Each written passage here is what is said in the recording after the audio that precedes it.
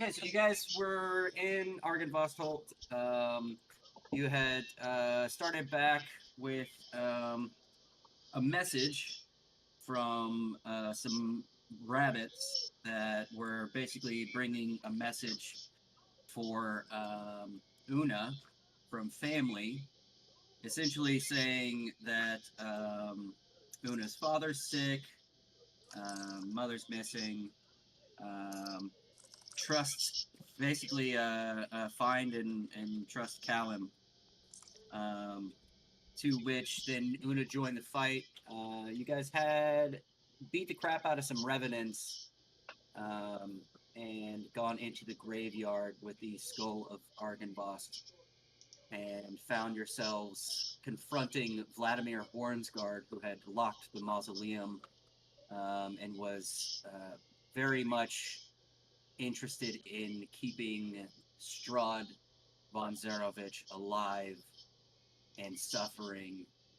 Was no friend to Strahd von Zarovich, but very much his motivation was that if Strahd was dead and suffering in this land, then he would not be laid to rest for a second time, and that his undead life would be his suffering for eternity. You guys had a very epic fight with Vladimir and some of his minions. And after dispatching Vladimir, you met Sir Godfrey Gwillem. And Sir Godfrey, after scaring the pants off of you guys, came down with downstairs after hearing all of the commotion. Decided to befriend you, kind of admitting that Vladimir had lost his mind over the centuries and also lost parts of his soul, given the losses that he had suffered. And it drove him a bit mad, a bit crazy. And with that, the doors to the mausoleum opened. Eldrin, you laid Argynvost's skull at rest, which lit the beacon of Lathander, shining over the townships and varying villages of Barovia. This beacon bringing what felt like hope and the end of a lot of despair to the lands. You all had gained a +1 to your AC whilst in the lands of Barovia, and a +1 to saving throws as well. I'm sure you all had copied that down last time.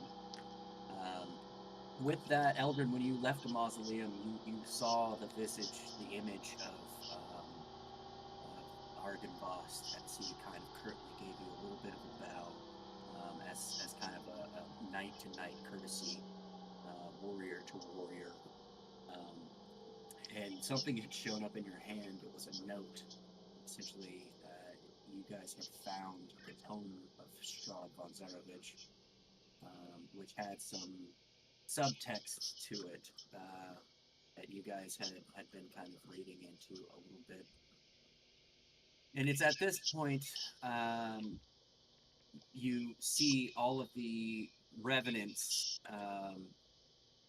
begin to let themselves go. They are set free in this moment, and you realize that their master, their champion, their leader, Argynvost, being laid to rest, was their unfinished business. It's what kept them in the land. It wasn't Strahd von Zarovich and the way he ruled over this land. It was very much that they were waiting for Argynvost, the Silver Dragon, the leader of the Silver Dragon, to be laid at rest. And with that, you are left standing amongst a bunch of old, dead soldiers. These bodies now just lying here amongst graves within the graveyard. The beacon of Argynvost shining brightly, though it has become, close to total nightfall. You're in twilight. The beacon shines almost as bright as a regular day sun when you're standing this close to it. It's almost as if you're not even in the lands of Barovia right now. You feel almost at home standing underneath this tower near this mausoleum. Ironically, in a graveyard. But yeah, it kind of pushes away bits of the fog as the streams of light peer through, kind of piercing. You see the fog kind of receding over the walls of the graveyard, and you breathe a bit fresher of air. So with that, we're going to jump back in. We'll start with Eldrin. How are you feeling at this moment? What are you doing?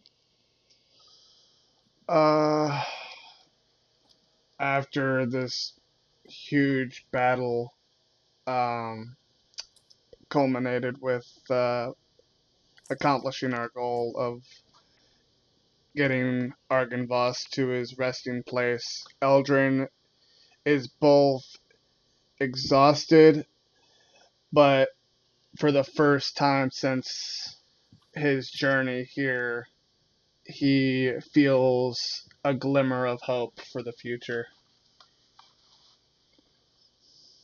Zenfire, how are you feeling at this moment?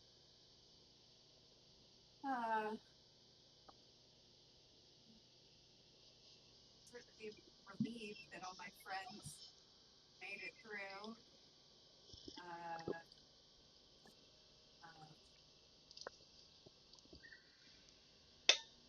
As a player, I'm feeling happy also that you guys made it through. It's beginning to feel like I felt in a pit whenever we would play dodgeball, and I would be the last one standing because I was an easy target for all the other kids to hit with balls.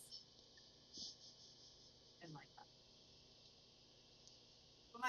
But Zenfire is also very relieved that everyone's okay and that we were able to help the remnants get find peace and get to rest.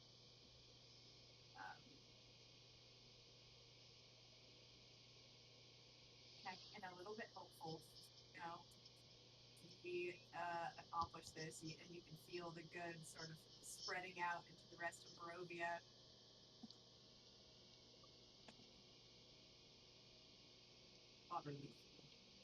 Nessora, how are you feeling in this moment?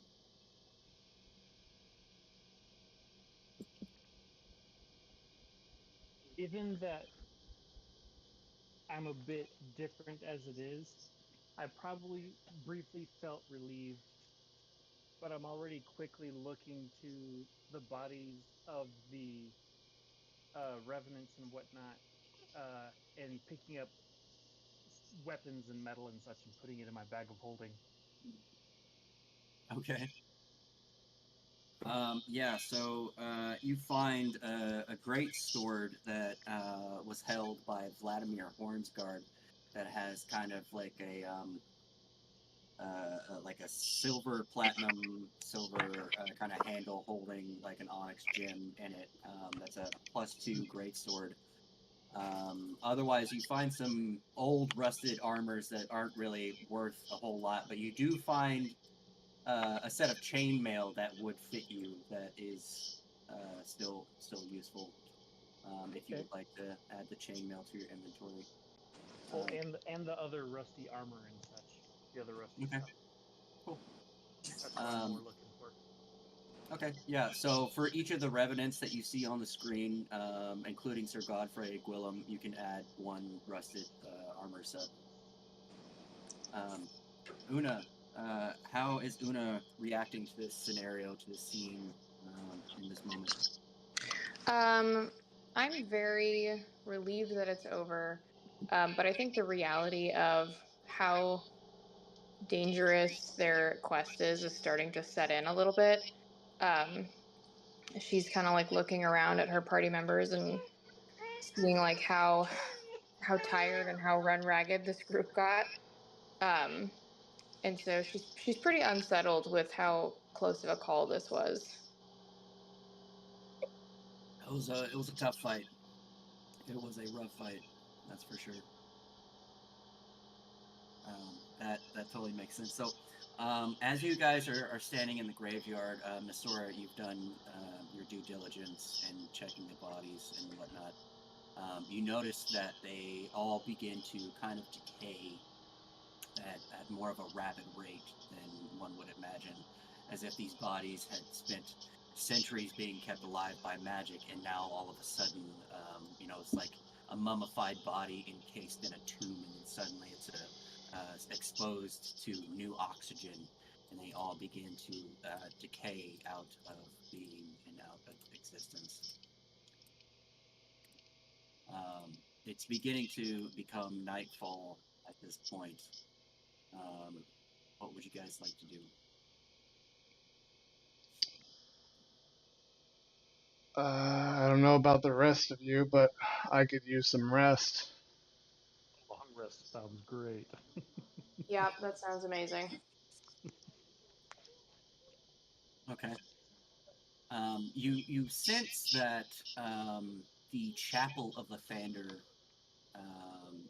is kind of a hallowed ground that would be a good enough space for you to do a long rest. Okay. Perfect. Alright, I'll start making my way over there. All right. Is everybody able to move their own pieces? Not currently. I am away from my PC. Okay. So Eldrin, I'll have you move for Nessora, and Zenfire, I'll have you move for Uno. Once we get inside, I'm gonna sort of pull Una off to the side and just check in. Hey, I noticed that, when we first came up against those first 3 remnants in the chapel, it disappeared for a while there. Is everything okay? I think I got a message from my family. Was it good news or bad news? Well, I guess my dad is sick. They're not sure what he's sick with, and there was something about rubies being stolen, and my mom is missing. But the family, one of my retainers that was escorting me through, and that went missing, the one that your mother helped me look for, Callum, I guess he's okay somewhere, and that I'm supposed to try to find him. I was able to send a brief message back. I told my family to look for the Cavani. Hopefully, they'll be able to help each other, but for right now, I don't really know what's going on with my family. I just know that I'm glad they're alive, I guess. But that's all I can really say to that. Can get you back to them, find a way to get you back to them soon. If your father is sick, it sounds like we should probably try and get to him. Maybe we could even help if we could deal with everything here. Yeah, things are a little complicated now, but and I know that my father would have my head if I abandoned all of this for him. So we deal with the vampire, and then we can go see about my father.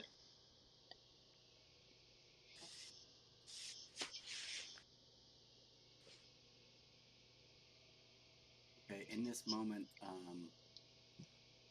you all begin to drift off. Is there anything in particular anybody is prepping or doing before this long rest? You better believe I'm starting my first false identity, bro. Using my smithing kit to melt down some of that armor and make some more chain. Okay. Okay. So for each of the armors that you got, given the rusting and all that stuff, I'd say you could add an extra 5 feet of chain per. Okay. Okay. I don't know how many that was. I think it was I think it was like 5 or 6. 5 or 6. Yeah, we'll call it 6, so you could do an extra like 30 feet or something, if you'd like. As far as Zenfire goes, anything that you're doing or prepping for the evening? I don't know, maybe playing something on my lute as like get my head, in a good place. You're playing like a soothing, resting song just to try and help everybody get to their long rest. Yeah. Awesome. Cool. So then, with that, I would say that given that the beacon is lit and it wards off evil, giving hope to others, and being right underneath it within the chapel, you guys successfully have a good long rest with no qualms. So go ahead and adjust your health pools and things accordingly. We did level up last time, so go ahead and make sure that your maximum health pool reflects any new HP that you have. Nessora, while everybody's doing that, can you just tell me what your new maximum HP would be? Yes.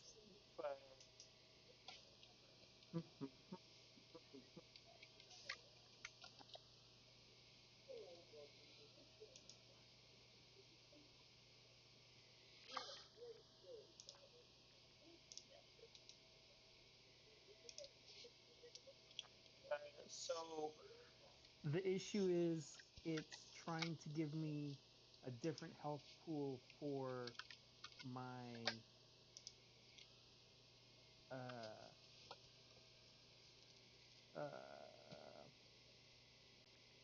Mt.Dwarf over the Aarakocra. So Okay. we were originally going you off would- of the 144 for the Aarakocra, but I'm now down to 129. Then you would be 129. If that's, I'm not sure why that would have changed. If that changed your Constitution score because you had something from the Aarakocra or what have you. You're doing the max die plus your Constitution modifier per level, right? Yeah, that it changed my strength and all that shit. So it's 129. Yeah, so now my max is 129. Damn. Okay. All right. Una, what's your new max health point? I don't even want to tell you. What is it now? 106. Okay, it's 107. Oh boy. Yeah, it's great. Love having a flat Constitution modifier and rolling a freaking 1. It's fine. Oh, you're supposed to do max hit die. Yeah. Oh, for fuck's sake. Remember? Remember? Because we got that boon from when... you got the boon from Lathander. Yeah. Oh, that's right. Yeah, we get both health pools and now max benefit from them when we level up. Oh, that's right. Oh, crap. Okay, well, I did that wrong then, the last level up, so that would be an added 18 to mine then, if we're doing both health pools at max. Oh, damn. You're at 125. There you go. That's significantly better. Okay. On a similar note, I couldn't find why I had +2 to my AC over what my character sheet said, so I'm gonna leave my AC at 19. I think because you had a chainmail on, right?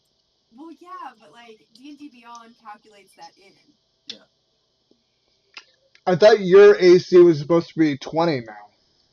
I thought so too, but then I went back and I'm like, I can't actually explain where that's coming from. One of them, oh no, it is 20 because one's from the Crook of Rao, +1, and then one from being in Rovia. Okay, yeah. Yeah, there you go. One because you guys just lit the beacon. This again is information that I want you to reflect on on Owlbear for me, if you have whatever your bonus to your AC is. So Nessora, your AC is now 16, right? Huh? My AC is 18. Okay, it's 15 on D&D. What? So I have chainmail, which the Yeah. chainmail already has me at 16. Then I have the magic cloak of protection, which is a +1. Okay. And then I have the +1 for being in Barovia, so that's And 18 total. yep. Then yeah. So that all just happened, which is why I was asking for the new AC. Got it. It was 15, and now you got the chainmail and the +1 from the beacon, so now it's 18. Yeah, that's fine. Okay, and then Eldrin, you've edited your AC, correct? Yep, and my health pool. Okay, and Una, your AC is now 16, correct?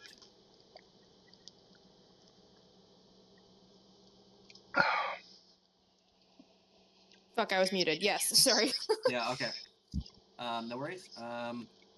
Okay, so everybody, you have successfully completed the long rest. Waking up is serene within the chapel. It's like you're not even in Barovia. The amount of light that's coming from outside, the dew that you can see on the window panes, these mosaic windows from the outside, the water droplets and things, the beams of light coming through all of the colors from the different angles and whatnot, just seem to cause this warm, glowing ambience. You all have. I gave you all inspiration for the thing last time, didn't I? I don't remember. I don't remember that happening, but if you don't have inspiration marked, make sure that inspiration is marked on your character sheet. sweet. Cool. Okay. So with that,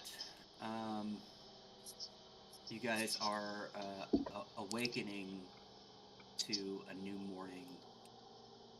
What is everybody up to? What is everybody doing? Stretching and seeing what kind of moment I have with this new chainmail on, kind of looking at the craftsmanship of it and whatnot. Okay. Since I didn't have a vision last night, I'm actually going to pull out the mirror and kind of look at it suspiciously. Are you looking at it suspiciously, or are you going to look into it? Ooh. I'm gonna look into it. Okay, give me just a second.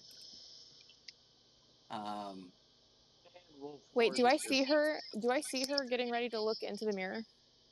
Yeah, of course. Can I cast a spell on her first? Very funny. No. It's one. No, it's one that I took. I'm not kidding. It's one I took when I leveled up. It's non-detection. It prevents you from being scryed by divination magic. What? Okay. So if they can see you, they shouldn't be able to now. Cool. Well, they can't scry for you. Yeah. That holds. It says protection from like vision from divination magic. So I don't know. It's called non-detection. Okay. I don't know if that helps at all, but just in case. You know what? Let me just look that up real quick. Did you read the full bid out, or was that a summary? That was a summary. I'm not at my computer right now. I can look it up real quick. It's okay. I'll read it real quick. Okay. Oh, it's pretty short. For the duration, you hide the target that you touch from divination magic. Okay, so divination magic. Target can be a willing creature or a place or an object no larger than 10 feet in any dimension. The target can't be targeted by any divination or perceived through magical scrying sensors. Copy that. Can do. Okay. Is anybody else in the area going to be doing anything for Zenfire as she looks into this mirror? Probably should have said something first. Definitely didn't. Distracted by the shiny metal. Well, you're a dwarf now. You're going to have to get used to that. Okay. So, in this moment, as you're standing in the chapel of Lathander, and you look into this mirror, this sort of swirling area of effect begins to erupt out. All of the walls in the room begin to darken and vanish, and then suddenly a bright light in the sky. You see snow. You see a mountain at your feet, standing on top of it. You look around, and you are near the Amber Temple. Standing in front of you, you see, all of you see, Zenfire, you recognize this person as Tavin, beginning to pile up this grouping of snow. Kind of proudly, he steps back and just kind of flicks a little bit of snow off, and then kind of like sizes it up. You see him very meticulously working as it's not like he's building snowman out of balls. This thing has, it's kind of a statuesque variation. You see him kind of touching the top of his head in the top of the snow, and just sort of doing his arms to the side as he sort of sculpts the snow. You see, as he's doing this, he's chanting this inaudible song that has kind of a hefty, catchy tune to it. But afterward, you see him walk over to some snow, and there's a satchel that he picks up, and using this satchel, you see he takes this powder out from it, and he waves it over the pile of snow. Standing behind him, you see Baba Lysaga step around as if she had been there the whole time, just hiding behind him. It is time, child. It's at this point the snow begins to kind of congeal and swirl. The arms that were like attached begin to separate out as you see it begin to kind of move. It seems to be taking the shape of a man. The thickness of the neck begins to separate down a little bit and elongating. The jawline begins to form, the chest beginning to form as well. Lysaga shouts out, "Quickly, child, give me your hand." She hands him a knife. "I need your blood." You see Tavin, without hesitation, just takes the knife, gripping it really tightly in his hands and just pulling it as sort of this black ichor begins to drop from his palm.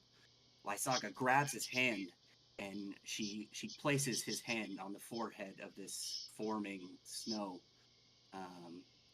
She begins to shout, "Shah! Grant my wish, bless this body with life and darkness, and bring him back to me." At this moment, lightning crashes around. It's filling the air. It's rumbling the ground. A quaking funnel of darkness begins to strike up from the ground, and Lysaga looks upon Tavin. "Forget me, child." In this moment, Tavin just sort of seems stricken. His eyes turn white as he falls backwards to the ground, unconscious. Lysaga looks at the newly formed body as it becomes complete, this pale image familiar to you. "Do you know who I am?" The man's eyes glow red. His mouth opens, showing pointed fangs. He rolls his head in a circle, stretching, just sort of back and forth, cracking his neck, and he looks down at Tavin. As he's got his head back, looking toward Tavin faster than your eyes can see, his hand is around the throat of Lysaga, lifting her off the ground. "If I ever see your face again," It will be for the last time. You are nothing to me, witch. As Babalai Saga hangs from her neck, choking, she grins in this odd admiration as she says,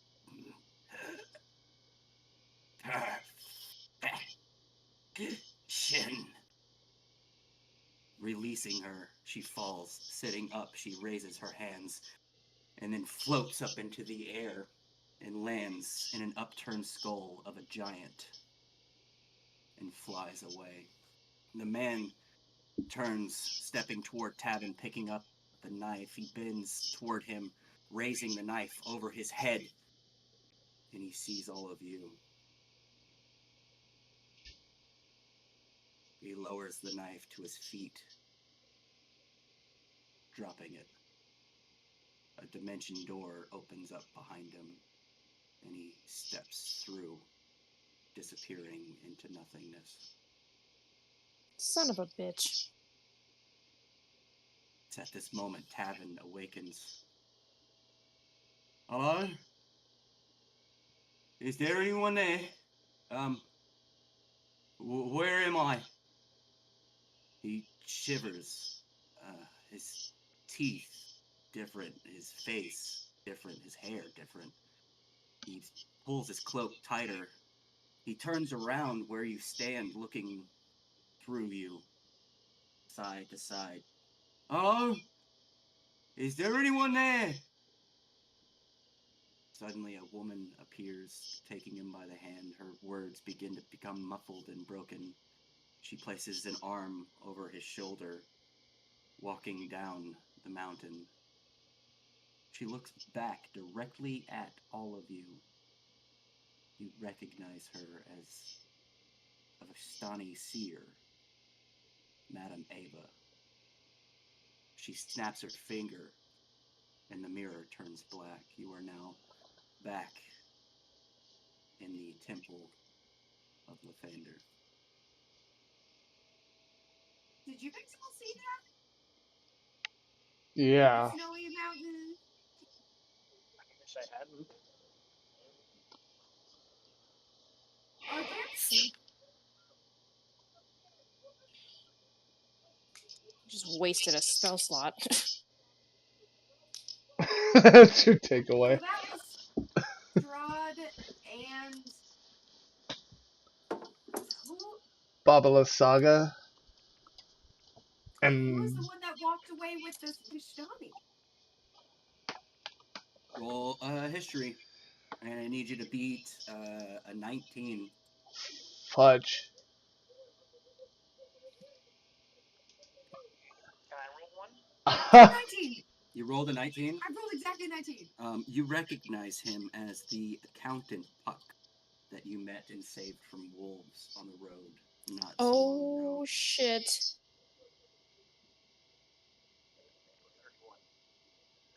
31. Oh, 31. How the hell did you get a 31? Because he's got like a 16 plus. to history. Yeah. Jesus. Man. Well, no wonder when we met him on the road, he seemed so normal.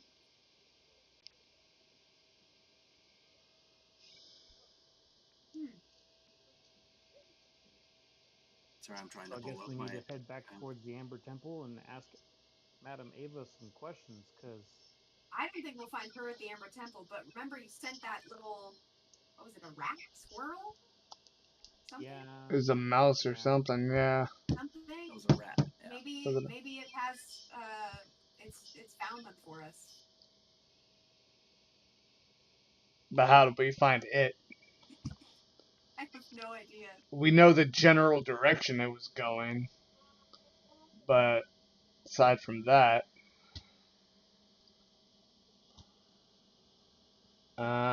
he knew that we were coming this way, so I have a feeling he'll come back this way. Well, maybe we could check out the upstairs and then he'll show up before we leave. yeah. Hopefully. Alright, where would you like to go? Upstairs. Upstairs. If I Hold on, hey Chloe, stop. Hold on. Yeah. If I see any other weapons and such along the way from the other 3 revenants that were inside, stop. I'd like to pick those up as well and put them in my bag of Yep. holding. Yeah, you're welcome to do so. They were attacking unarmed, so they didn't have weapons. They were using their fists. But you're welcome to try and take their the armor. There were 3 of them, but it's the same. It would be just rusted armor that you could grab from them.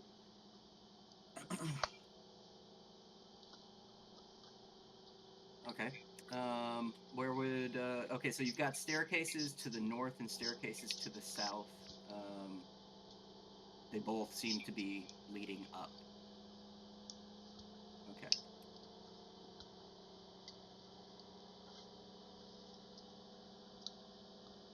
Okay. Right. Oh, going this way. Love it.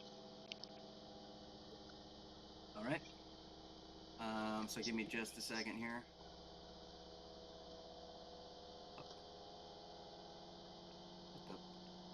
What is that? Oh, you have to.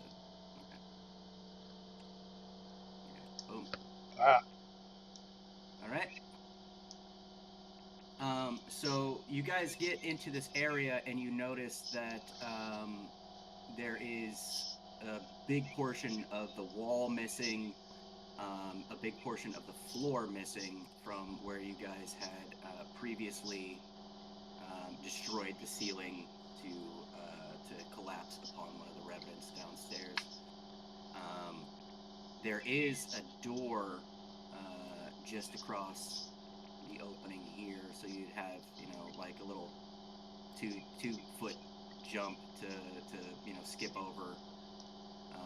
I'm not gonna worry about rolling you for that one. It's pretty obvious that you'd be able to just pop right over there. Eldrin, can you move for Nessora? Zenfire, can you move for Una? Thank you. Okay. So getting to this area, it seems to be the balcony that overhangs from the chapel. There's candelabras with tiny silver dragons and iron chandelier hanging from the ceiling. So it'd be kind of like the balcony to the chapel. Going into the next spot, you see this hallway. There's a red velvet curtain right here, and a red velvet curtain right here. There's a door here and a door right here. You see a hallway to your west. Can I pull back the curtain? Okay, so when you pull back the curtain, you get this weird gust over your face, and the curtain just goes right back. Rude. Did I see anything when I initially opened it? There is an empty alcove. Okay. Well, we'll come back to that. All right. Una, do you see anything behind this person? Oh shit, that's a good question. Do I see anything behind here? I forget I have that my eyeball thing. You see nothing behind there, but there is magic on the curtain. Okay. Can I roll? Oh, God. Arcana. Yeah. Yes, you absolutely may. Arcana 10. Nice. Dirty 20. Let's go. It is an automatically closing curtain. Okay. Remind me who just looked at it? I did. Eldrin. Okay.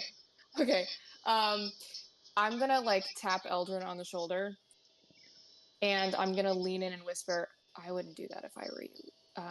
The curtain is sentient, and it can absolutely hear your thoughts when you touch it. Roll for deception. Fuck, wait, what's my modifier? Hold on, wait. Eldrin, roll for insight. Insight. Okay. Yeah. Hold on. Okay, wait. I think he's I. rolling disadvantage. Ah! I also think I have a bonus to it. Hold on. Oh I my think I have god, no. Go ahead and roll for deception, please. Eldrin just rolled an 8. You have to beat an 8. Oh, fuck yes. Okay, wait. Okay, I didn't beat it by that much, but it was 17. Not by that much. Eldrin is convinced that this curtain can hear its thoughts. Okay, can I ham it up a little bit? It's at this point. Yeah. It's at Okay. this point, unbeknownst to everybody else, Eldrin is doing his best to just not think of the dirtiest things that he's picturing a meadow in his mind. He's like, don't think Can about I it, roll don't think about it, insight to don't see think if I about it. can see what Eldrin might be thinking based on his facial expressions? Yeah, that would again just have to beat an 8. Yeah. Okay. Fuck yeah. Insight, I got. Where's my modifier again? God, Eldrin, you're strong, but you're Insight, I fucking got 16. stupid. Let's go. Okay. Yeah, no, so you see, like, he immediately, like, stops, and he's like, uh-oh, and starts thinking Okay. of, like, peaceful things.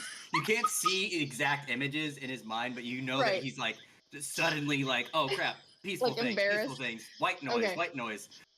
Okay, so, I'm gonna, like, tilt my head and go, for some reason, I'm able to hear it. And then she's gonna, like, look at Eldrin and be like, that's disgusting. Eldrin's gonna be. I blocked that out of my mind. How did you see that? Oh, wow. Oh, my goodness. All right, moving on. Eldrin's gonna turn away from the curtain and he's just gonna walk into this door here. He's gonna open this door. Okay, the door is unlocked. He's just gonna shut the door in hopes that like it blocks it from being able to read its mind. Una's going to fondly pat the curtain's fabric and continue on her way. Eldrin, I need you to roll a dexterity over 15 for me. Oh God. I can do that. I can do that. Dexterity. Where is dexterity? Acrobatics. Acrobatics. Or straight dexterity, yeah. Oh, acrobatics. Yeah. Yeah, 29. Okay. So move yourself back out of the room, please. So as you step into the room, you notice that this is where the water is dripping down through, and it immediately starts to crumble out from underneath you. And this entire room begins to like kind of collapse open. As that happens, Eldrin's gonna be. Did the curtain do that? As he's looking at Una. Una's gonna like glance at it, look back at him, and say, I don't know, but the curtain's pretty upset with you. I don't know exactly what it's capable of, but I would steer clear of it for sure. So as the floor collapses in that room, you see straight back down into the dining hall where the original water puddle that you had seen was, and it is starting to kind of dawn upon you that this building is not quite so structurally sound anymore. So I guess we should make our exploration quick. Yeah. Eldrin's gonna walk away from this whole area, and he's just gonna go down here. Okay, as you're doing that, Nessora, what was that? After seeing and hearing all this going down, I am shorter and stout. I'm a dwarf, so I'm usually a little heavier. I'm going to pull out Leaf and kind of leave Leaf over my shoulder in case I need to rescue myself.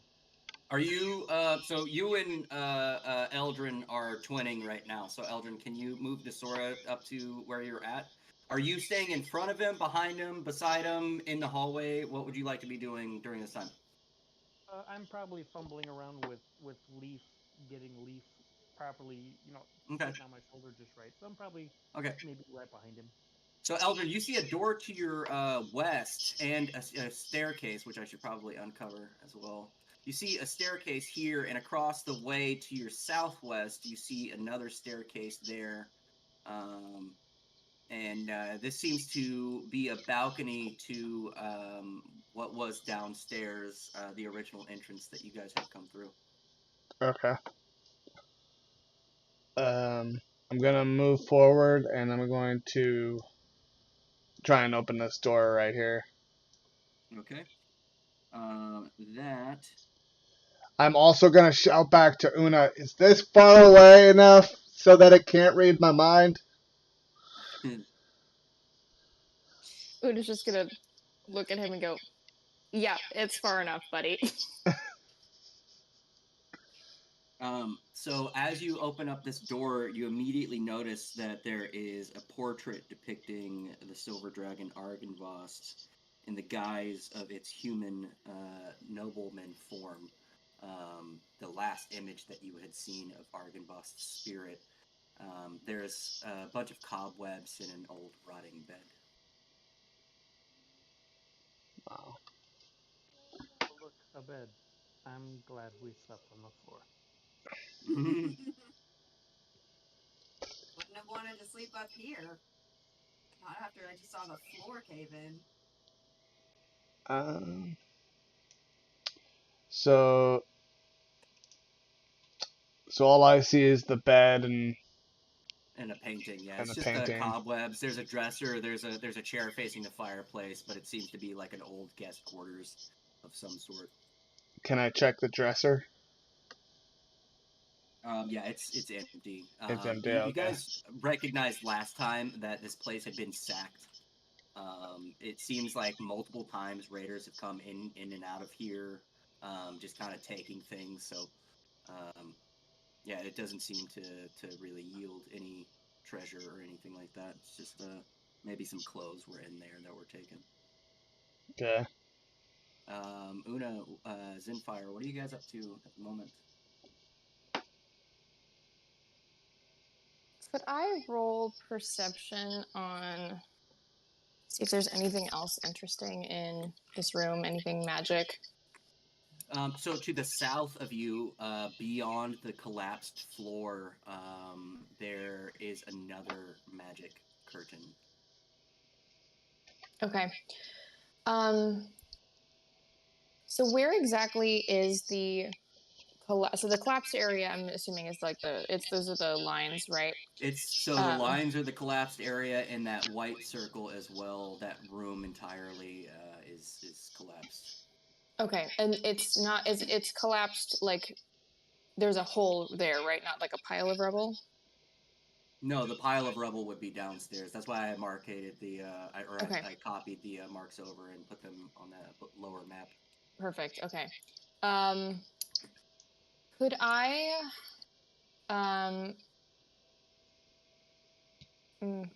like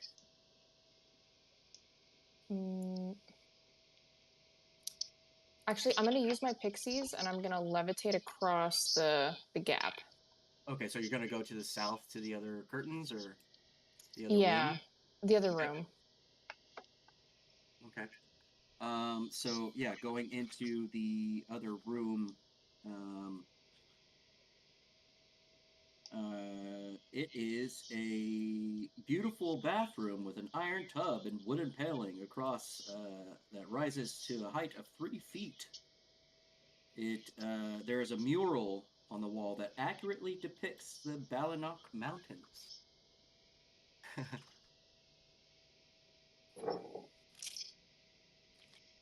Is there anything? Can I roll perception to see if there's anything hidden in the room? Yeah, go ahead. Do kind of a once over. Okay, great. Perception was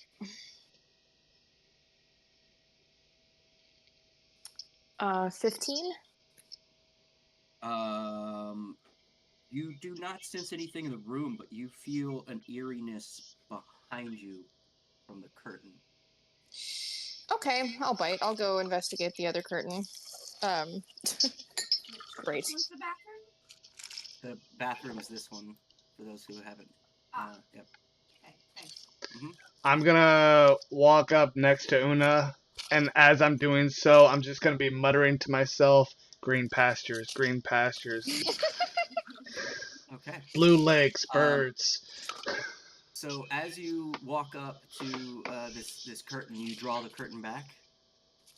Yes. Do I see anything, or like, is it? Do you want me to roll Arcana separately for this one too? No.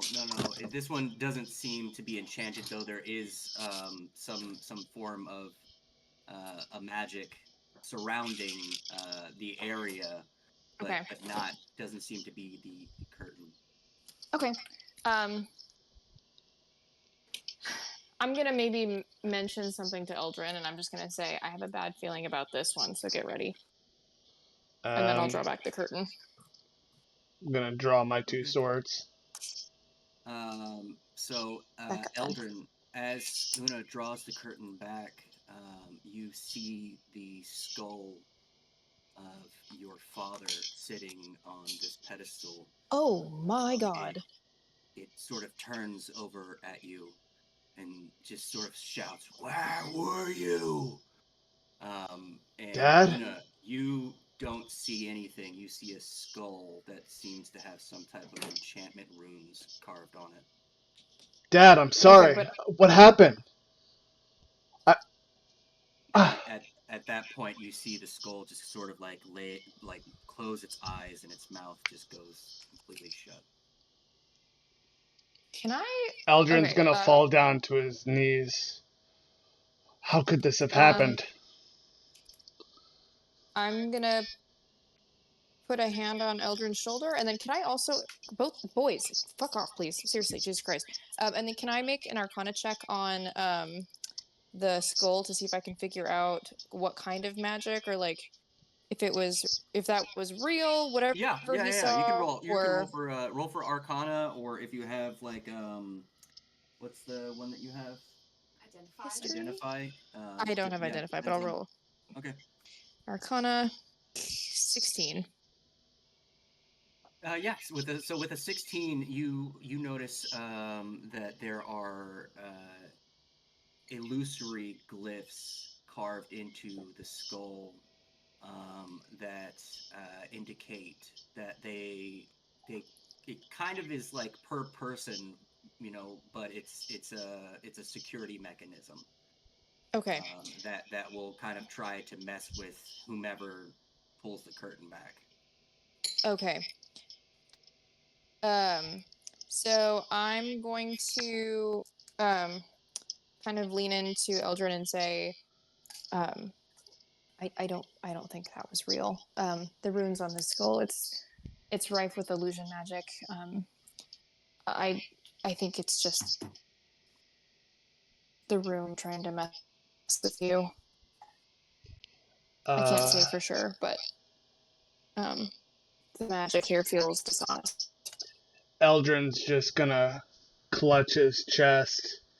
He's panting. He's visibly shaken from this right now. He has no words for the moment. He's just kind of just struck silent by this instance. And he's just gonna kind of sit down on the floor for a minute next to the wall. Sora, what are you doing in this moment? Am I close enough to be able to roll my own Arcana check? We can move you closer, yeah. If you'd like. I mean, Una's already pretty much deciphered everything that there was on this particular item. Yeah. Oh, 16 was high enough to like figure it all out. But... It's like a security mechanism essentially, yeah. But as you walk up, you see the skull of a dragonborn very dear to you, who just sort of gives you kind of an anguished look. Zenfire, you seem to see the skull of your mother, who still seems to, for some reason, be smiling. I'm gonna cast Identify on the skull. Okay. Yeah, it's a very high level illusory magic on this skull. It is illusion magic, and essentially, as a person looks upon it, it takes part of their worst fear, and it recreates an image of a loved one who may or may not be lost, brought back to try to ward off anybody who would be essentially looting or stealing from the keep. But the skull itself isn't anything of value or significance. It's just like It's an I was enchanted about to say, item, but Una's it's gonna. not really super useful. Una wants to take it. Yeah, you're more than welcome Una to. wants so, to yeah. take it. So Fuck go ahead yeah. and add illusory skull to will your the inventory. spell work outside of the Mhm. hole? The skull is enchanted, not the pedestal. Yeah. I'm gonna put a hand on Eldrin's shoulder as he's kind of sitting on the floor and say, Una's right. It's just illusion magic. We each saw something really disturbing and it's not real. Eldrin's gonna slowly stand back up, kind of catching his breath. He's just gonna say, "I need some air," and he's going to walk downstairs, and go to the front of the building, just kind of get away from everything. All right. I wanna Yeah. let's finish checking these rooms and get out of here. Places all kinds of weird traps that are still could have more traps that are still dormant. I'm gonna go down this hallway. Okay. Carefully. I'm gonna follow Zen. Before I go down the hallway, can I check for traps? So there's a door here, and there's a door there. Yep, you're more than welcome to check for traps. The perception? I will have you roll for perception. Yes. I'm up there with her. You do not sense any traps in the area. I'm gonna go this. Oh yeah, sorry, I gotta move you guys. Okay. So in this part of the building, you notice that it's just completely like blown out area. There's no furniture. It's just as soon as you open the door, even glancing down the hallway, the entire wall of this section of the building, you had already known approaching the building to have been just completely blown out. And it just seems that this is a decrepit sort of part of the building. All right, backing up slowly. Beep beep beep. Yeah, as you are closing the door back, you hear some of the wind rush as Eldrin opens the door downstairs. A gust of wind flows through as you open the door upstairs. A handful of gravel gets pushed off of the ledge and falls to the ground below. You guys are going to this next door right here. Yep. So not much different. You open it up, and immediately you just hear this whooshing wind sound, just a whoosh sort of noise as the door sort of flies open and slams against the wall. Yeah, it doesn't really seem to be anything but kind of like an intact fireplace. I know we were lighting the fireplaces downstairs, but I think I'm gonna skip this one. I don't feel safe even walking into this room. Okay, well, we only have a few rooms left to check. Well, I mean, that's not the whole of it. Okay. So you go up to this room right here. Go ahead and roll for perception for me. Everybody? Everybody's going in the room, yeah? Oh, yeah. Okay. Oh, hell yes. Nice. Hell yeah. Okay. It's 29. So as you are going into the rooms Zenfire, you hear a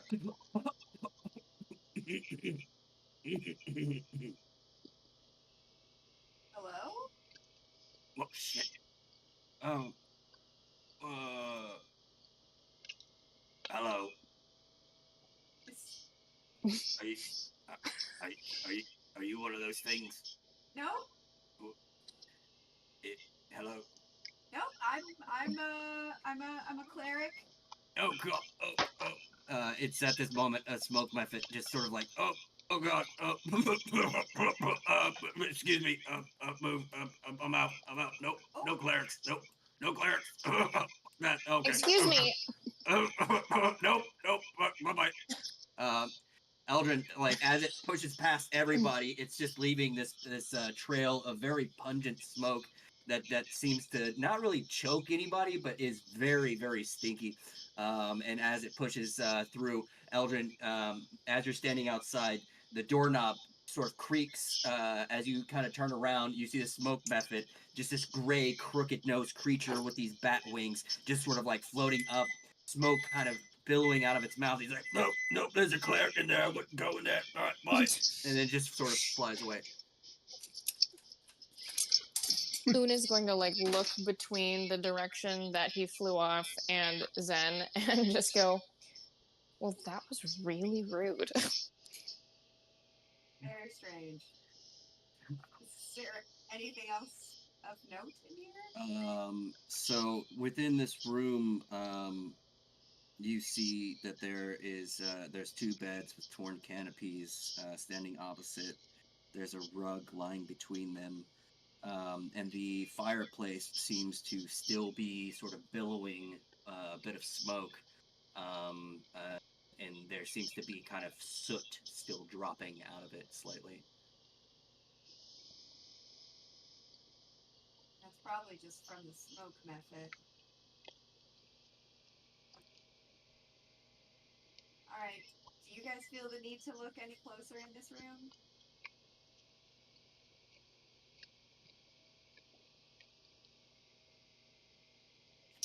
No? I don't know. Could I float over to the fireplace and examine the fireplace specifically? Yeah, so there seems to be like some coals burning that seem to be giving off kind of like a heavy smoke. It doesn't really seem to smell like any coal that you are used to. Ooh, okay. It seems to be a cross between something strange and sulfur. Ooh, okay. Can I roll perception on the coal? Okay. See if I can identify any other properties of it or anything, or Yeah. 14. Actually, could I have you roll Oh like a god. history or an arcana for me? Thank god. I'll do history. History would have been history puts me at a 16. Okay. Then yeah, you know that like smoke methods are known to not be very productive after certain times. There's a particular kind of sulfur that they enjoy burning and staying in small places so that the smoke fills the area, and then they just sort of breathe deep, and that's why they're constantly billowing this smoke. So they're all high. Yep. Great. Una's gonna kind of wrinkle her nose. Yeah, you know what? Fuck it. Out of sheer morbid curiosity, she's gonna take some of the charcoal. All right. She's not gonna do only anything really with it effective yet, on smoke methods, but okay, yeah. As you know, as a kid, you're just like, I'm gonna take some of this charcoal, see what happens later. Sure, if nothing else, I can throw with it later. Right. Okay. I'll start walking towards the end of the hallway. All right.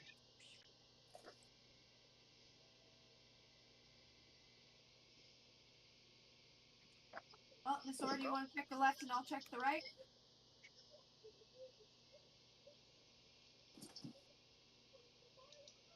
All right. right. So, Una, Oh, as God. you're coming out of the room, a giant stone wall just fires from the ground into the ceiling, and it seems to block off your two companions. So, what? Wait. Like something flew up from the ground? Yep. There is now a wall between you. These two blue markers indicate where traps were to set off the stone wall, and the two of you stood on both of them at the same time. Oh, shit. Thankfully, you put the souls of the things that were in this room to rest yesterday, so GG's. Not gonna murder Nice. hobo you guys right now. However, if you if you had explored this area yesterday and this had occurred, this might have been bad. All right, so Nessora, go ahead and roll perception on this room for me. Zenfire, you do the same on the one on the right. You both audibly hear. I mean, there's no denying that you would hear the wall going up. Also, Una shrieking. Right. So Nessora, you see what looks to be like a bag of something shiny over here. Zenfire. You just seem to find what looks to be like workers' quarters. There's battlement slits in the this turret that you're standing in, and it seems to be like where archers might kind of rest. Nessora, you get the same feeling where you're standing as well. Um, what would you like to do? I'll go inspect the bag of shiny stuff. Okay, so buried under the wreckage is a small wooden coffer containing 4 potions of invulnerability. Whoa. Holy shit. Ooh. God damn. That's something vanilla that I really liked that I kept in here. Yeah, it's good stuff. It's good stuff. Cool. Yeah.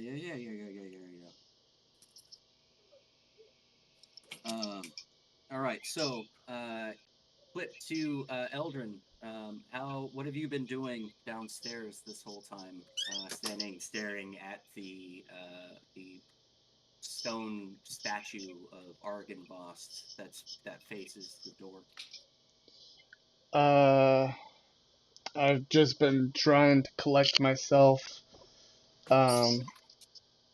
Seeing the head of my father on that pedestal has made me pretty worried about my family, and um, I'm just kind of at a loss as to what I can do, and I'm kind of feeling responsible for not having been there, even though I know that's a fake now. But Eldrin can't help but feel something has happened to his family, and he's just really worried about them. Absolutely.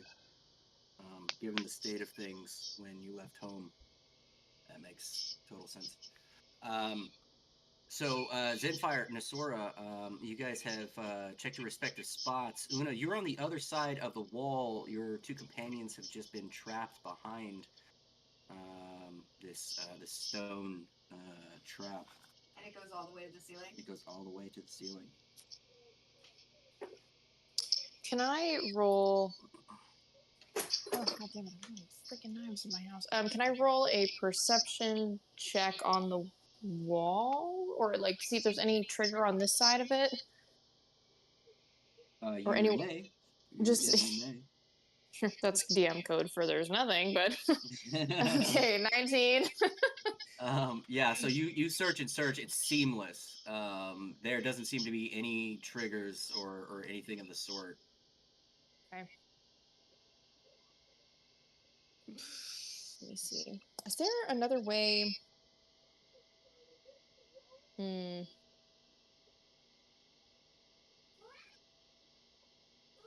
Tell me shut the fuck up. Yeah, and I don't know of another way in, do I? At the moment, no. There doesn't seem to be any other way in.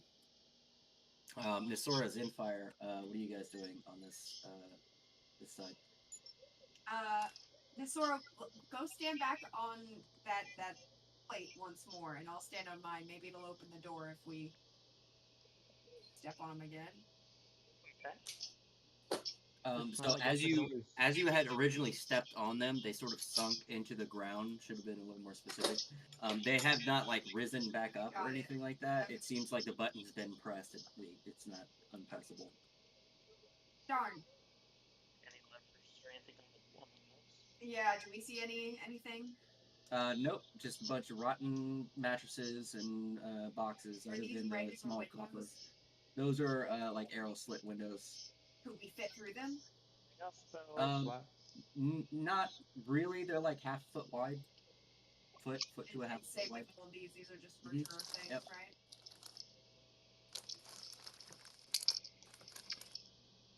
I guess I'm gonna burn a spell slot and use stone shape, I guess, to open a doorway to get through. There you go. Okay. So burning a spell slot, Una, you're standing there panicking, kind of wondering, like, how do I help my friends?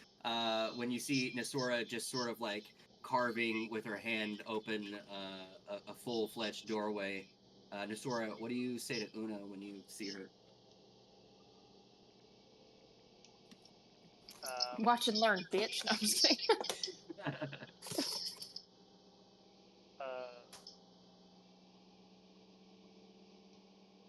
Well, I'm glad you weren't standing on top of that when it went up. Can you imagine it just gets sawed in half? All right. Oh my Yeah. god. God. That's some craziness right there. That's very Curse of Strahd, though, so. Yeah. Okay, so doorway gone. What would you like to do? Yeah, I guess I'll follow Zen and keep investigating the space. Don't bother. There's nothing. I was just Archer's quarters. There's nothing interesting back there. What about the other room? Did we check the other half? Yeah, I found 4 potions of invulnerability. So that's pretty dope. So here you two go, and you each one. Thank you. It seems like Eldrin's joined back with the party here as well. Eldrin's going to walk back up to the group and say, what was the deal with that smoky creature that just flew out in front of me? It was a stone method, or a stone method. A stone method. It was a smoke method. Apparently, they don't. I mean, like stoned fire. method would kind of work. And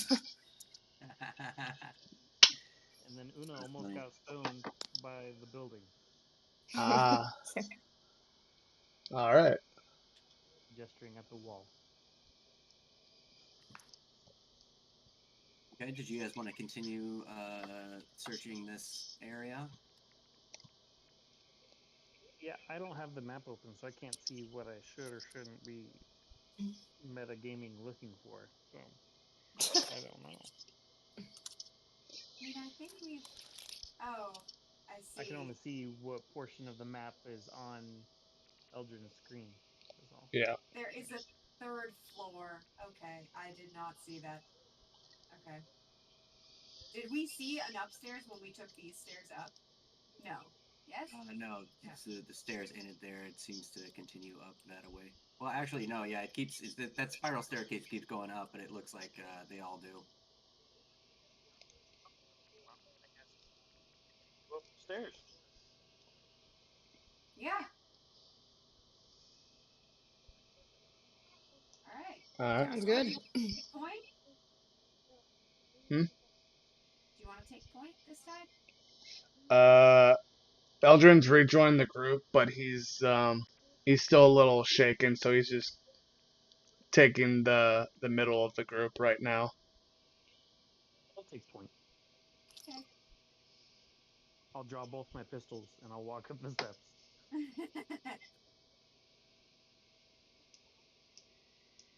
Okay. You guys are going to pop that right there. Actually,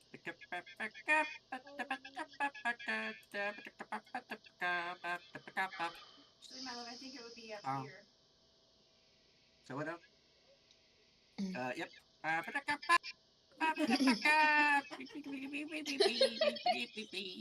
Sorry. Yep. All right, and we're here. We made it. Wow, first try. I'll knock 3 Let's try times and open the door. All right.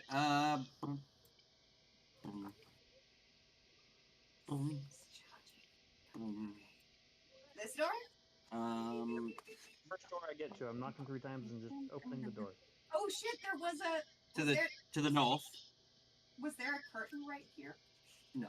Oh, okay. Sorry. It looked like there was. That's none of your bloody business, that is, int.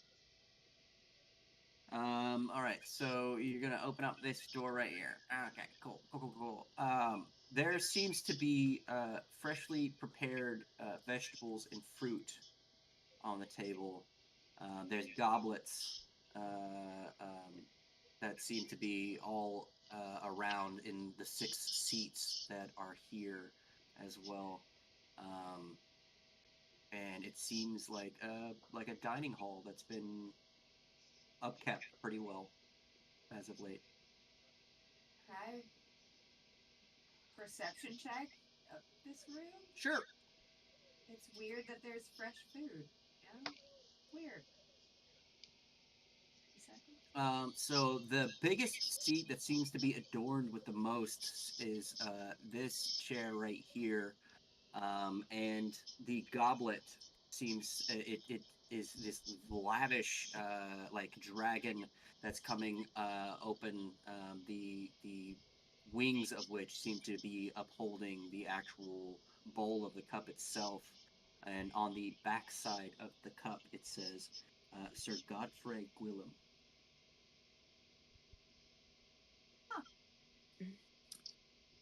Oh. I didn't realize dead guys needed fresh fruits and veggies. I immediately walk up to the center of the table, and then I'll burn a first level spell of purify food and drink. Right? Yeah. All non-magical food and drink within a radius centered on the point you choose in range is purified and rendered free of poison and disease. All right.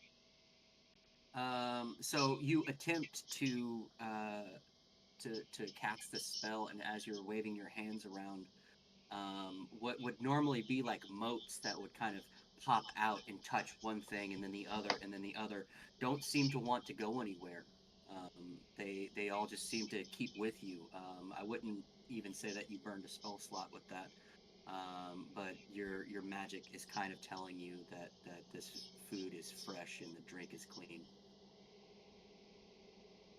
It says non-magical food. That was actually my thought. I'm like, it's all illusions. It's illusions. It's not real food. Eat it and be hungry still. You guys were Purified. funny.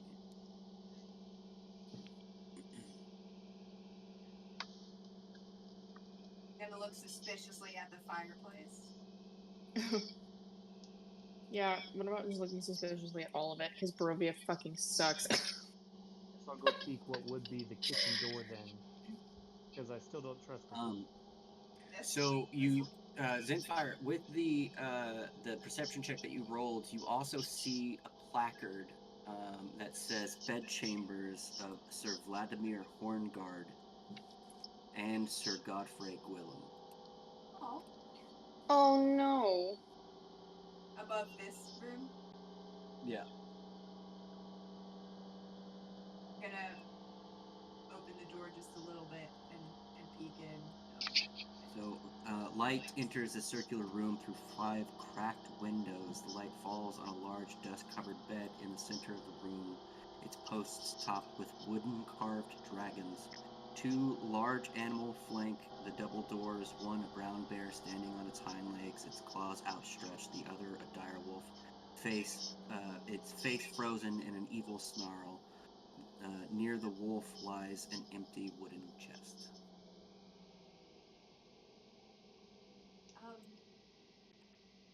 You guys, those 2 revenants,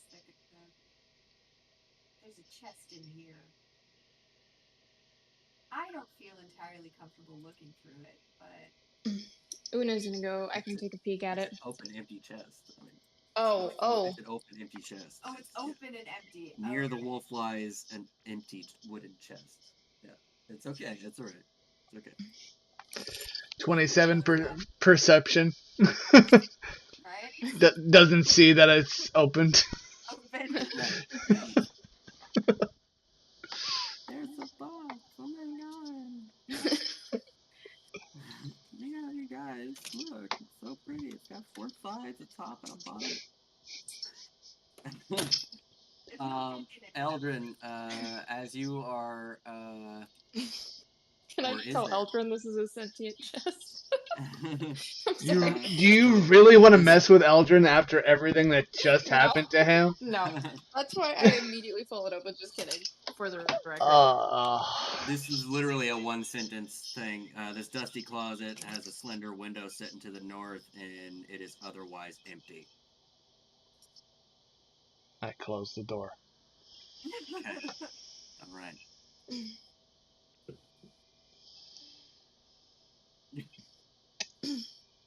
Was that a bowl you were describing, or a cup that was in front of that? It was a goblet? Goblet? Yeah. Can I take that goblet? The goblet of Sir Godfrey Willem? Yeah, you can add the goblet of Sir Godfrey Willem to your inventory. Yeah. Oh, mother pearl. Sorry. Why, what? I keep thinking this is the top floor, and then seeing fucking more on this map. It's Argynvostholt. No, it's Oh, dude. Oh, mother of pearl, I know. this, and I was like, wait, we didn't go. I didn't see these stairs downstairs. That's because they go up. Because they go up. Super.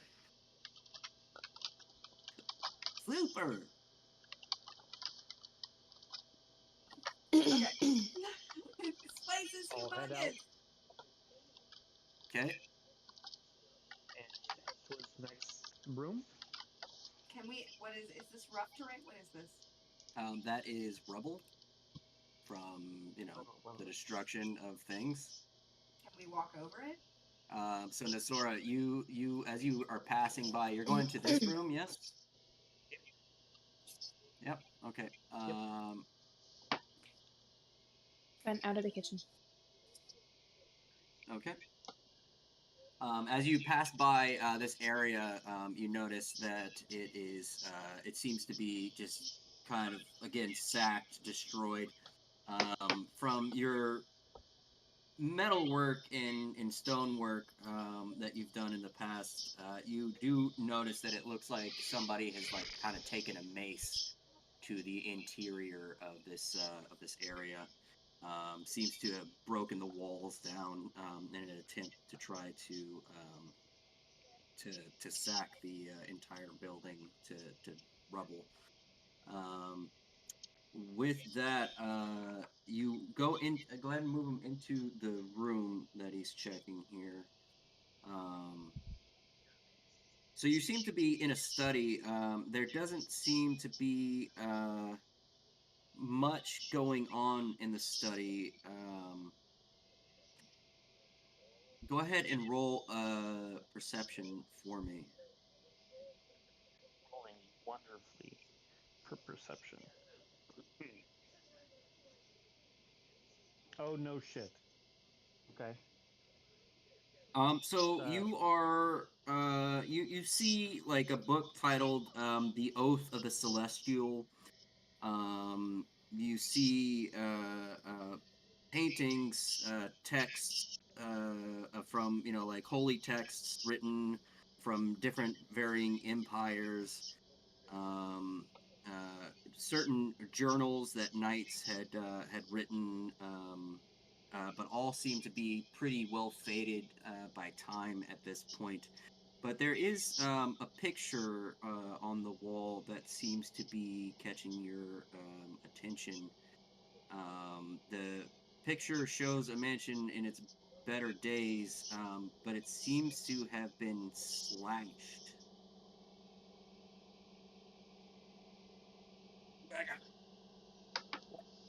Like in the Beauty and the Beast. My cantrip of mending, and I'll mend it back together. Oh wow.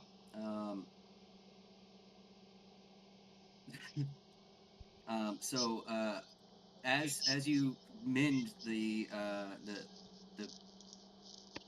beacon in the picture that was dormant begins to flash with a bright silver light. There is a silver dragon that begins to fly across the sky, landing on the top of an intact Argynvostholt. You see this dragon as it begins to speak. You've returned me to the rightful place of my resting. I will stay here forever. Speak here if you ever need word from me. And then you see the dragon get up and begin to fly away. Cool. Wow, that's freaking cool.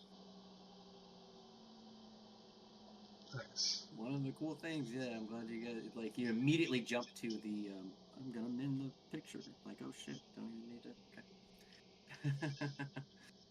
okay. So Eldrin, over to, you walked over into this area. You see a beautifully carved throne that seems to have the handles of the throne are the same as the hilt of Vladimir Horn's great sword.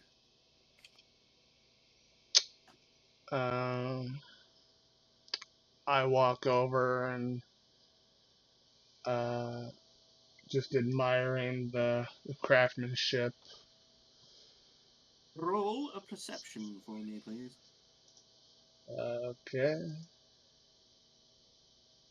Perception. Come on, you perceptive motherfucker. 30. Nice. There is a platinum. So as you walk in, you see over draped over one of the dragon heads that's at the top of the chair. You see this chain draped over. When you go closer to inspect what is on that chain, you actually see that it is a platinum holy symbol of the Morning Lord Lathander, worth about 250 points. Yeah, I think I'm gonna add that to my inventory. Like symbols are good for going up against unholy creatures. You said it was a platinum chain? Platinum holy symbol. Platinum On a holy chain, symbol yes. on a chain. Yes. Okay.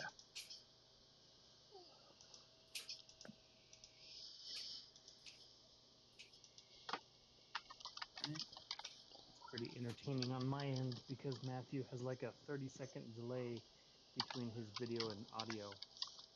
So right now he's still using his arms to describe the wings and things. Thank you for letting everybody know. Oh boy. Oh dear. Okay. So Una, Zenfire, what are you guys doing at this point while these two dudes are searching their rooms? Maybe the room at the end of the hallway? The room at the end of the hallway. Which way? Like this way? To the right. Yeah, the one down. Oh, this one? Yeah. Oh, empty as fuck. Okay. So this room has dark wooden paneling on the walls that rise to the height of 3 feet. Above the paneling, the walls are painted with murals of religious figures performing holy rites. In the center of the west wall is a tattered curtain hanging in an open doorway. 3 tall, slender, stained glass windows set into the opposite wall depict figures in white robes with orange sunrises behind their heads. This sort of leads into the leads into the chapel below. So it would kind of be something that people here and even in the balcony could see up above them. Cool. Yeah. Ooh, okay. Can I roll perception or arcana on any of the stained glass windows to see if there's anything about them that's special? With your eye, you can already tell that they're ornate. Yeah. Okay. Yeah. There doesn't seem to be any magic hovering around them or anything. Nessora, are you gonna check out this other closet room area? Okay. All right.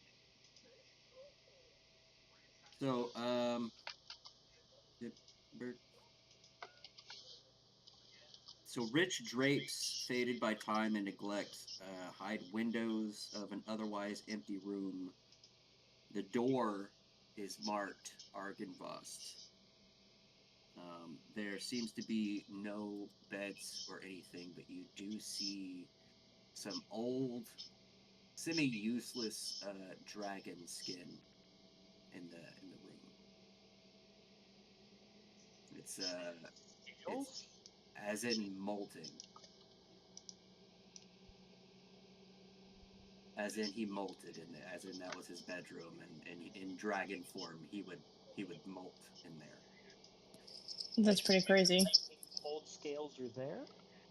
No, there are no scales. He just molted there. That's where he would take off his excess layer of skin and leave it for the janitors to clean up.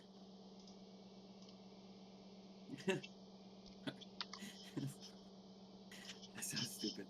That No, is as someone who's a fan of reptiles, I'm obsessed with the idea that dragons molt now.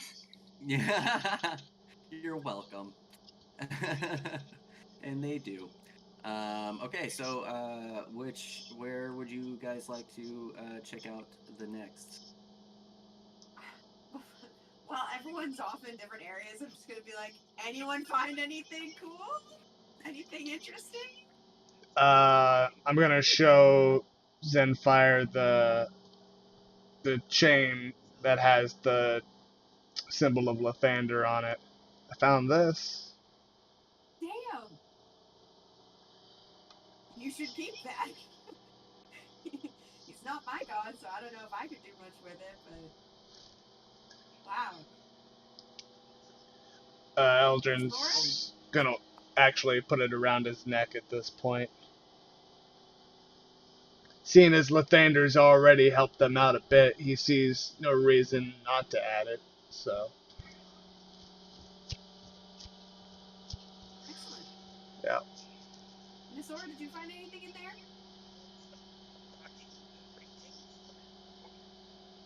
What? I believe it's a way to communicate with Argynvostholt. And of course, I can't think of anything I want to ask him now. Dragon skin? Gross. Gross. Gross. Says the literal DVM in the chat. Ew. Old faded books. I don't know if I can use my mending on them to revivify the books, but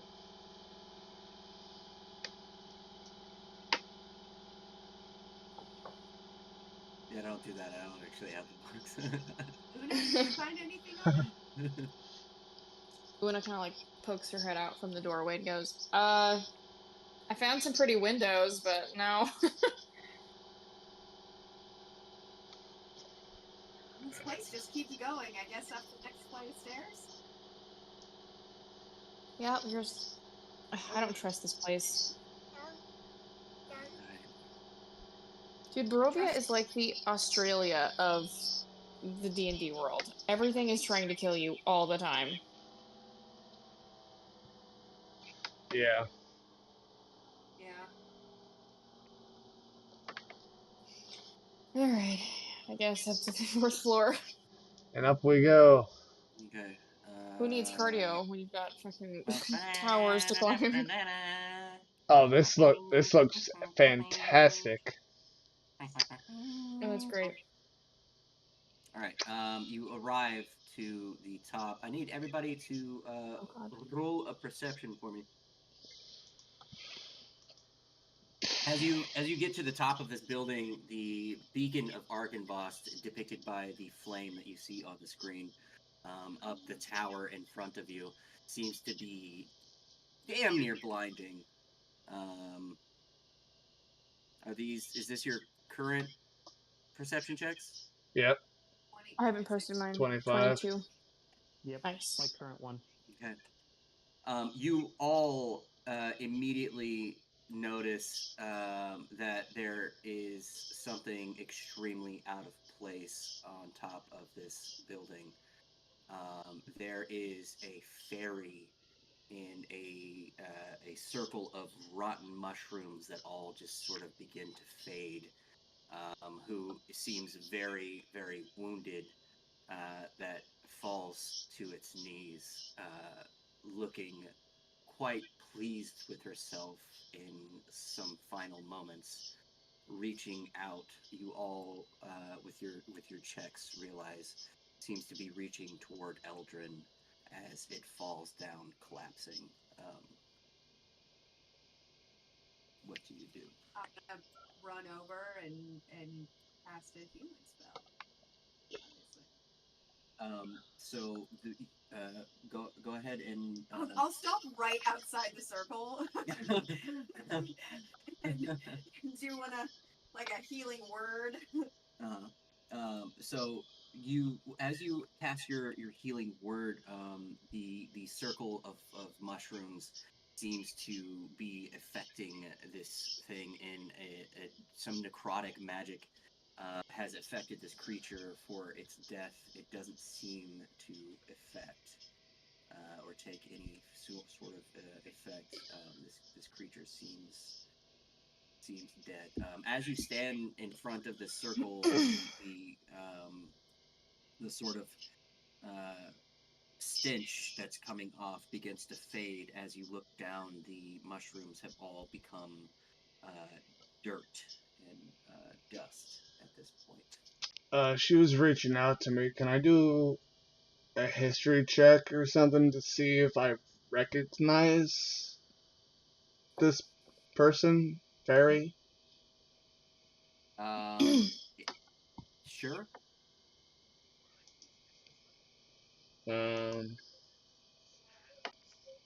How big is the fairy?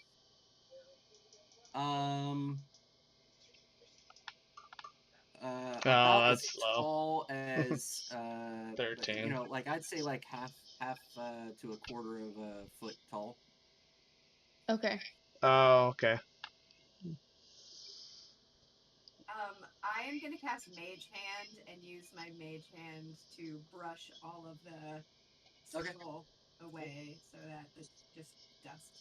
Eldrin, no, you recognize this as a creature from the Fey realm, but you don't seem to know. You do, however, know that fairies, in the Fey realm at least, have the ability to travel using fairy circles, and the mushrooms that you see in front of you look to be like some type of a bastardized variation of that sort of magic.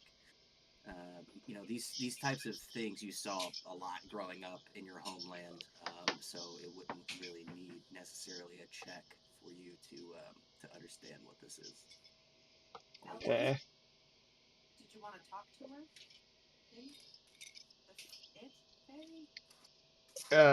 It's still alive, yeah? No, it's dead. It's dead? Yeah. Yeah. I think we can ask it 3 questions if I. Yeah. If you're up for it. 5 questions. You get 5 questions. So it's already been like established that like any type of holy magic or healing magic, because of how it died with a necrotic spell, doesn't Oh, seem to be really working on it. okay. Oh, so it's, Oh, that but sucks. yes, but it's it is it's dead. necromancy. It is yeah, that is a necromancy spell. Yeah.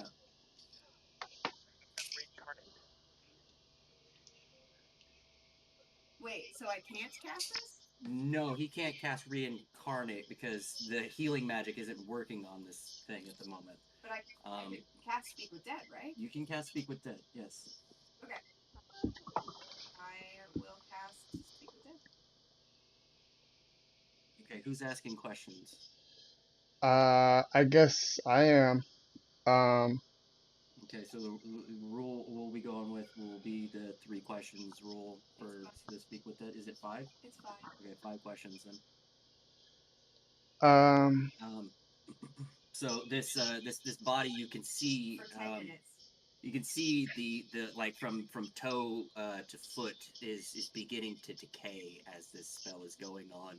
The body is out. The soul being displaced from the body entirely sort of steps out of the body, sees its body in sort of shock and awe, and just seems to kind of grab its own hand as the fingertips begin to wither away.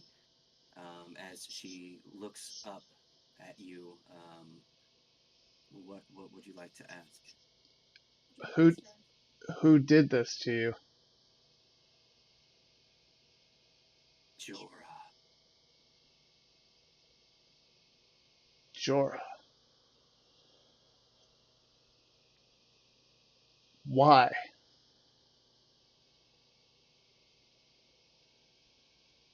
So that I couldn't speak to you. What did you need to tell me? I wanted to warn you that they were coming. They Who? are in Barovia. The assassins that sought you the night you left the Fey Realm. They're here? Yes. At that, she fades back, and her spirit is no longer the necrotic energy that had been eating at her. Seems to speed up in that moment, and her body becomes ash. Assassins? We need to leave, guys. We need to get out of here. What assassins was she speaking of, Eldrin? These people work for my younger brother. He's been actively trying to usurp the throne, and he's sent them after me. On I was your able. younger brother. No. Wait a second. Throne? Yes. Throne. I'm I'm a prince in the Fey realm. Not of the entire Fey realm, but of my own particular homeland. Dude, if Una had popcorn, she would be shoveling it into her mouth right now. You never told us that. You never asked. Needless to say, these assassins are very powerful, and I only just managed to escape them with some help. If we're, I think we should finish our business here and get moving. If they got to this fairy who was trying to get in touch with me, I imagine they've got to be close by. We've You got know a. who she was? I don't know.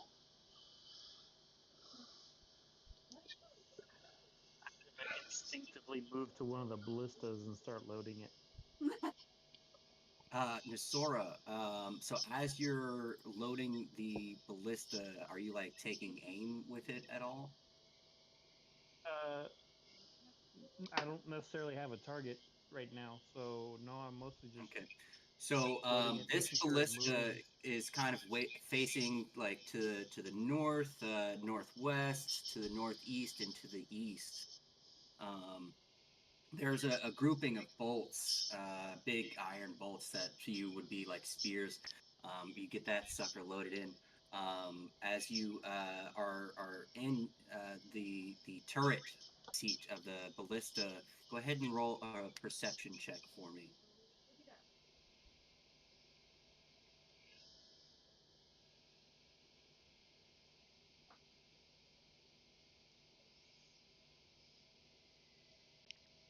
Oh, right. Perfect.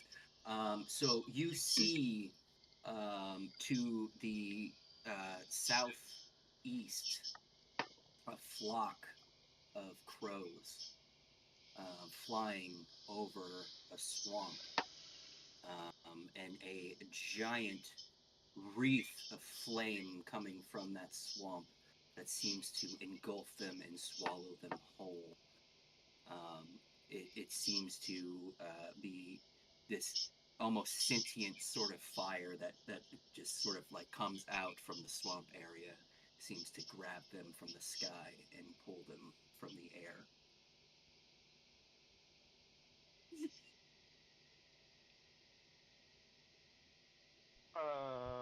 Guys, there's a swamp billowing fire and cooking birds right out of the air. Can we just get Whole- 5 minutes? A whole flock of birds. Is this, when I look, is this the direction of the town I'm from? That is Berez. That's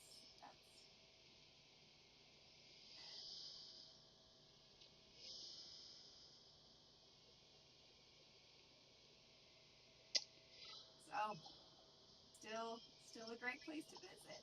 Looks like. So what do we do now?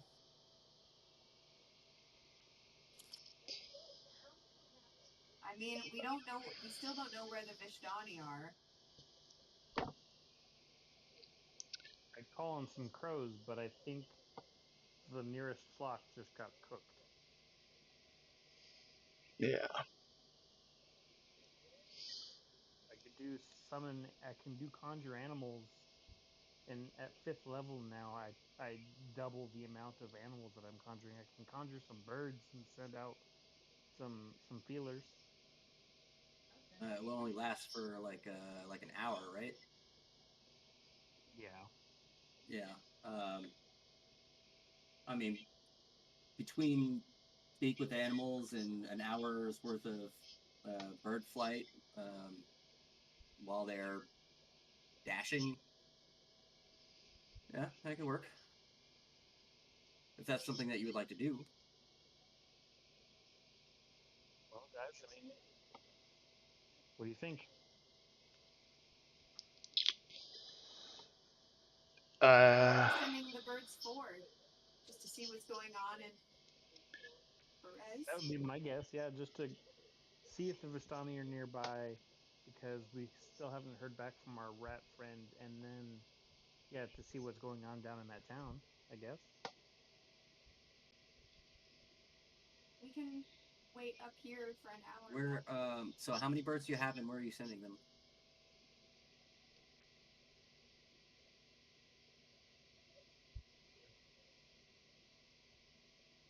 That is a wonderful question.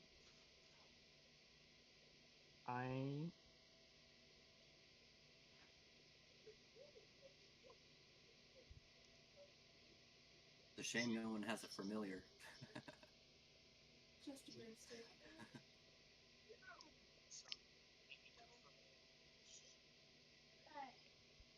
Okay. That seems weird. Okay. Let's see. I might as well just do the biggest one that I can summon 8 of. So I will summon 8 giant owls. Oh wow. Neat. Cool. Parliament. Great eyes. All Otherwise, right. it would be 8 bloodhawks or Yeah. So their flying speed, while it's dashing, would be 120, which is awesome. They're going to be flying for a straight hour. Where are you sending them there then? I guess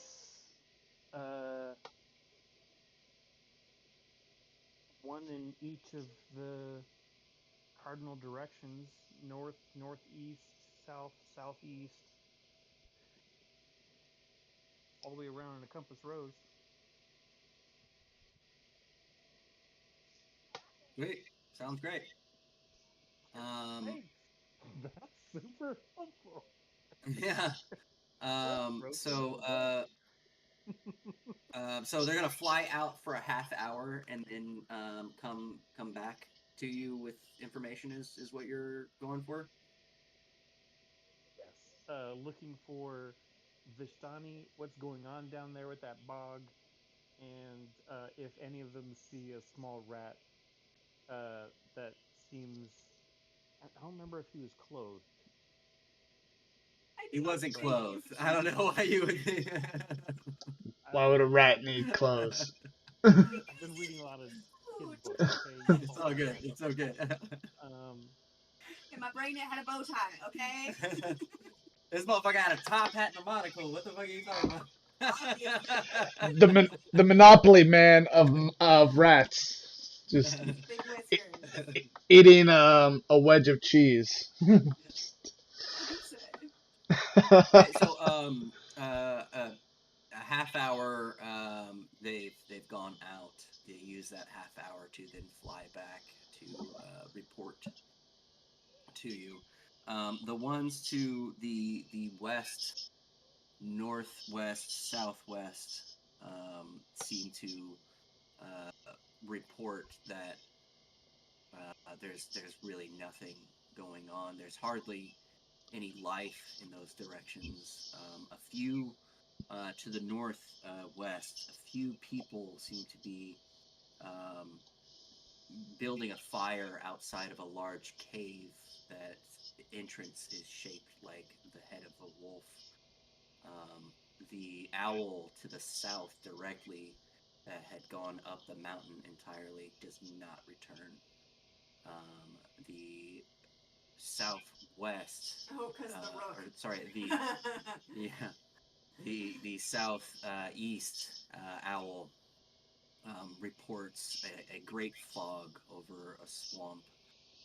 The one sent directly to the east comes back with scorch marks and reports that some type of fire magic had attacked its talons as it was returning. Um, the ones sent to the northeast and the northeast returns and tells that from a distance it can see a group of men rallying together with metals and spikes. And the one sent to the north reports a field of dead standing pillars.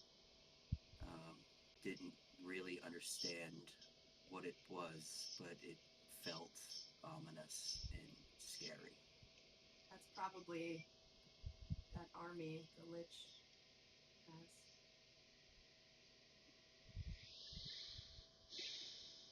Well, while they were out gathering intel, I'm gonna fill in the group on the fact that Perez, that city in the marsh where we saw the flame shoot up, is where I'm from originally. And I was out with my mother getting some potion ingredients when the town was attacked by Baba Lysaga, and nobody made it except for us, and have never gone back because too dangerous.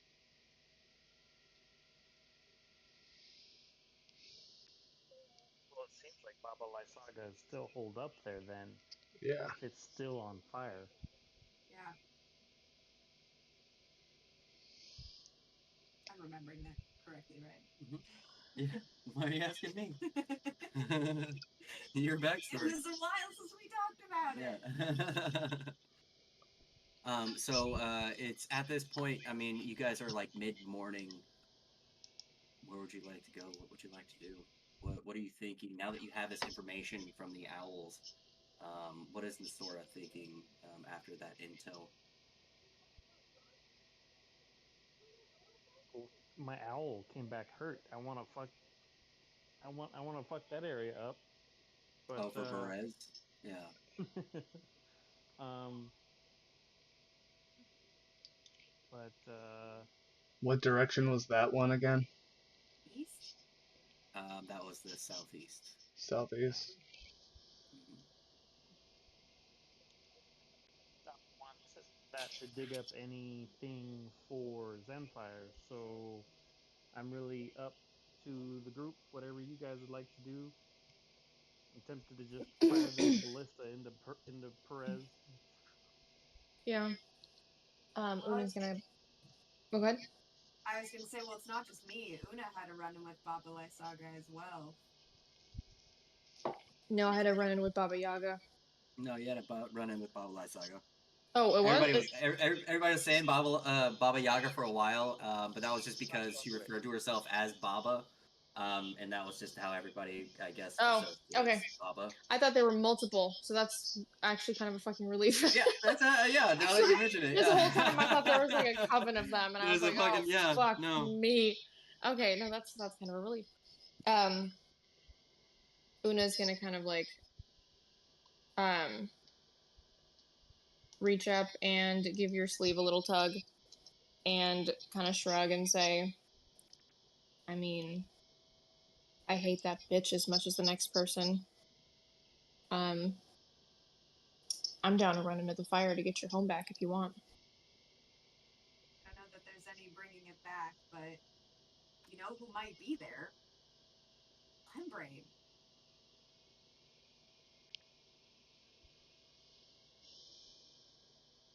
I mean, he's been missing for almost this whole time.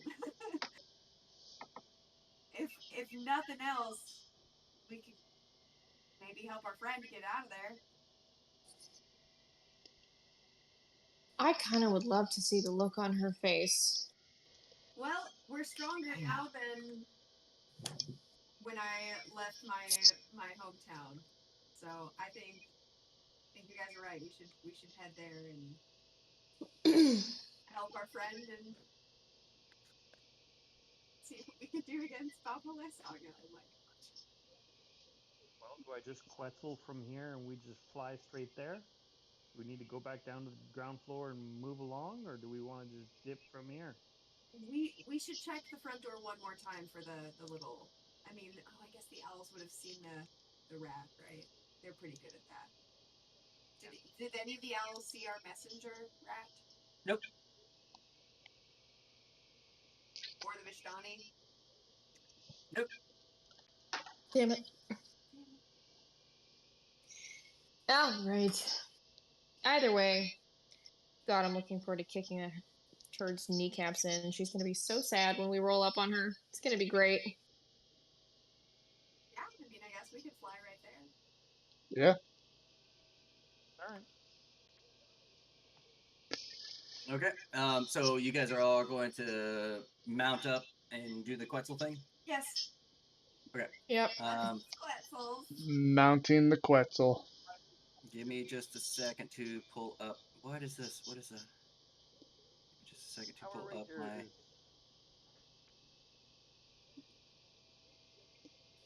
Okay, so you transform into a Quetzal, taking off from the rooftop of Argynvostholt, which is like right here. You. They form for 4 hours instead of 1 hour. All right. Okay. So the town of Berez being about like right here, it's around this area where you saw the birds being obliterated by flames, and where your owl had come back scorched. Um, did you want to fly all the way to Berez, or how would you like to try to play this out? Well, I'd like to fly a skosh higher than them so we don't get burned, and see if anyone can maybe see down to the ground from flight. To see if they can So see what anything. everybody is seeing is a pretty thick fog over the swamp area. It doesn't seem to be something that you could really distinguish. Even the ground is obscured, just sort of the top of trees in a swampy area that then lead into a town that is just completely unseeable. You do see that the fog seems to be emanating from a central point, but it seems to be obscuring the entirety of the township, village. You're not really sure at that moment.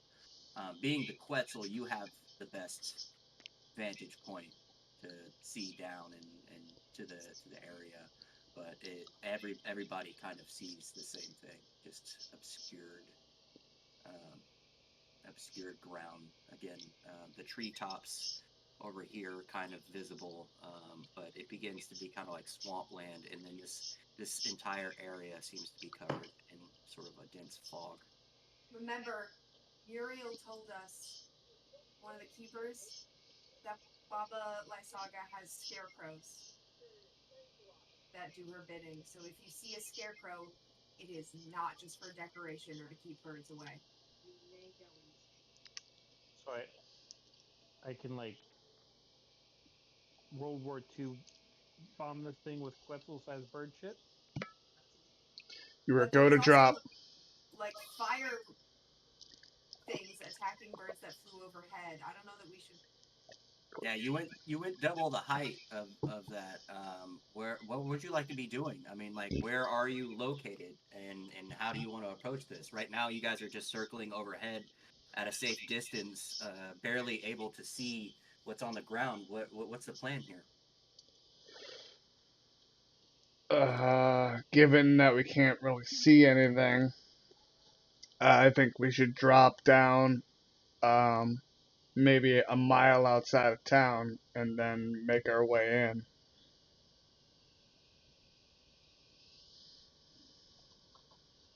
I'm not opposed to that. Okay, we have one Especially if yay. especially if we can't see anything directly beneath us. Like, I think maybe approaching in from where we're not so blind is probably a good idea. Okay. Um, Anybody else want to weigh in?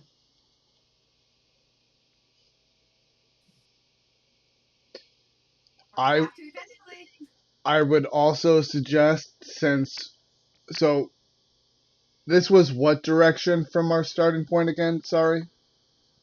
Kind of south by southeast. So instead of landing from that direction, can we fly past the village and approach So from the opposite side as we came in? the opposite side would be the beginning of Mount Gakis, which would be the high ground. Um, you guys are welcome to do so, but you know it's Uh, like right here, like these little chick marks are kind of elevation, okay. so you can see like these chick marks right here go up, and it's elevated up to this And area. and this is the village, right? Yeah, so you've got Amber Okay. Temple right here. You've got, the Wizards of the One right here. You've got Argynvostholt right there, and then the village is in between. It's in this valley between these two. This is kind of like more of a escalated hill, and then this would be Mount Gakis. Then how about we drop down right over here where the road near is? this Solenka Pass. Yeah. Is everybody good with that? Yeah. Deep into the heart of the swamp. Sure, sounds good to me.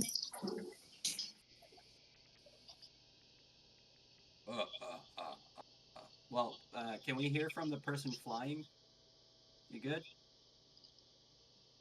Yeah, sorry.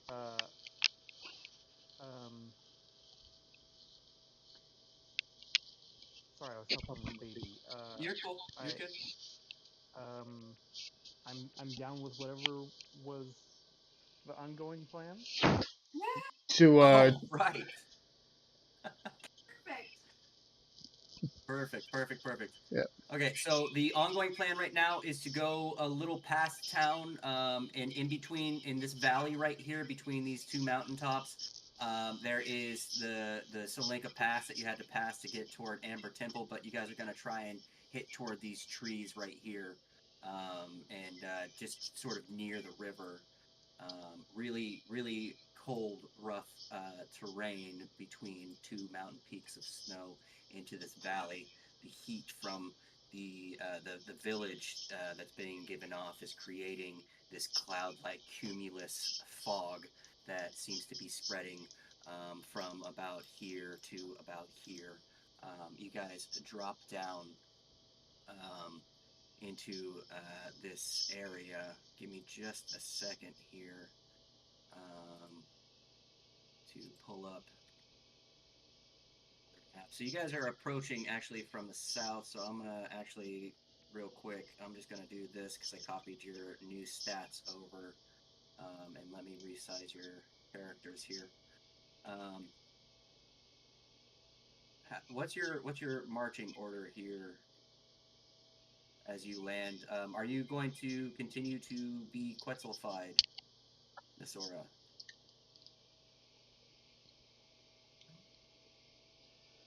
Yes, just in case we need to dip. Okay. Go.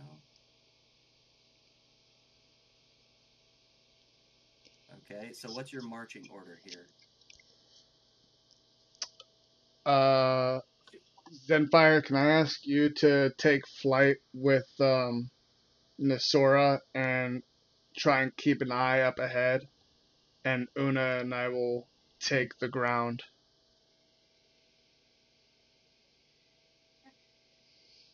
That way we're not all bunched up, and you guys might be able to perceive something that we can't.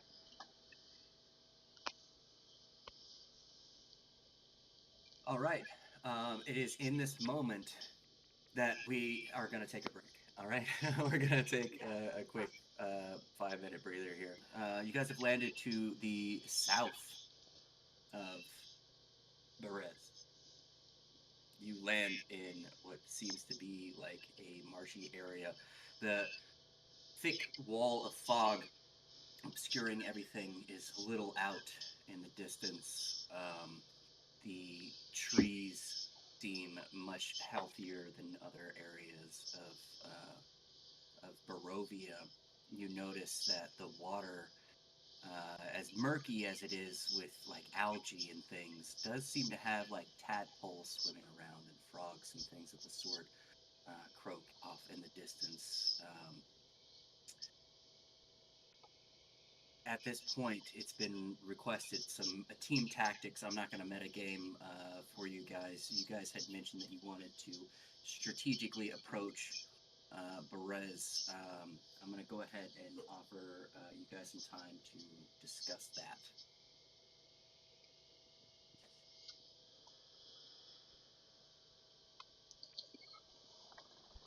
I'm going to go ahead and offer you guys some time to discuss that.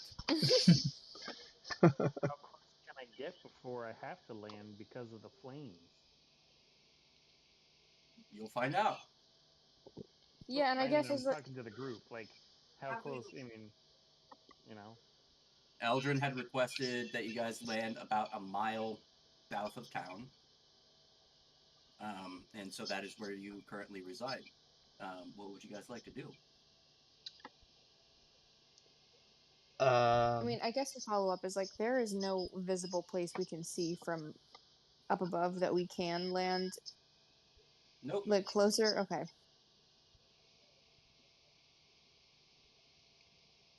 Nope. From above, the area was completely obscured, and Like from a flyby.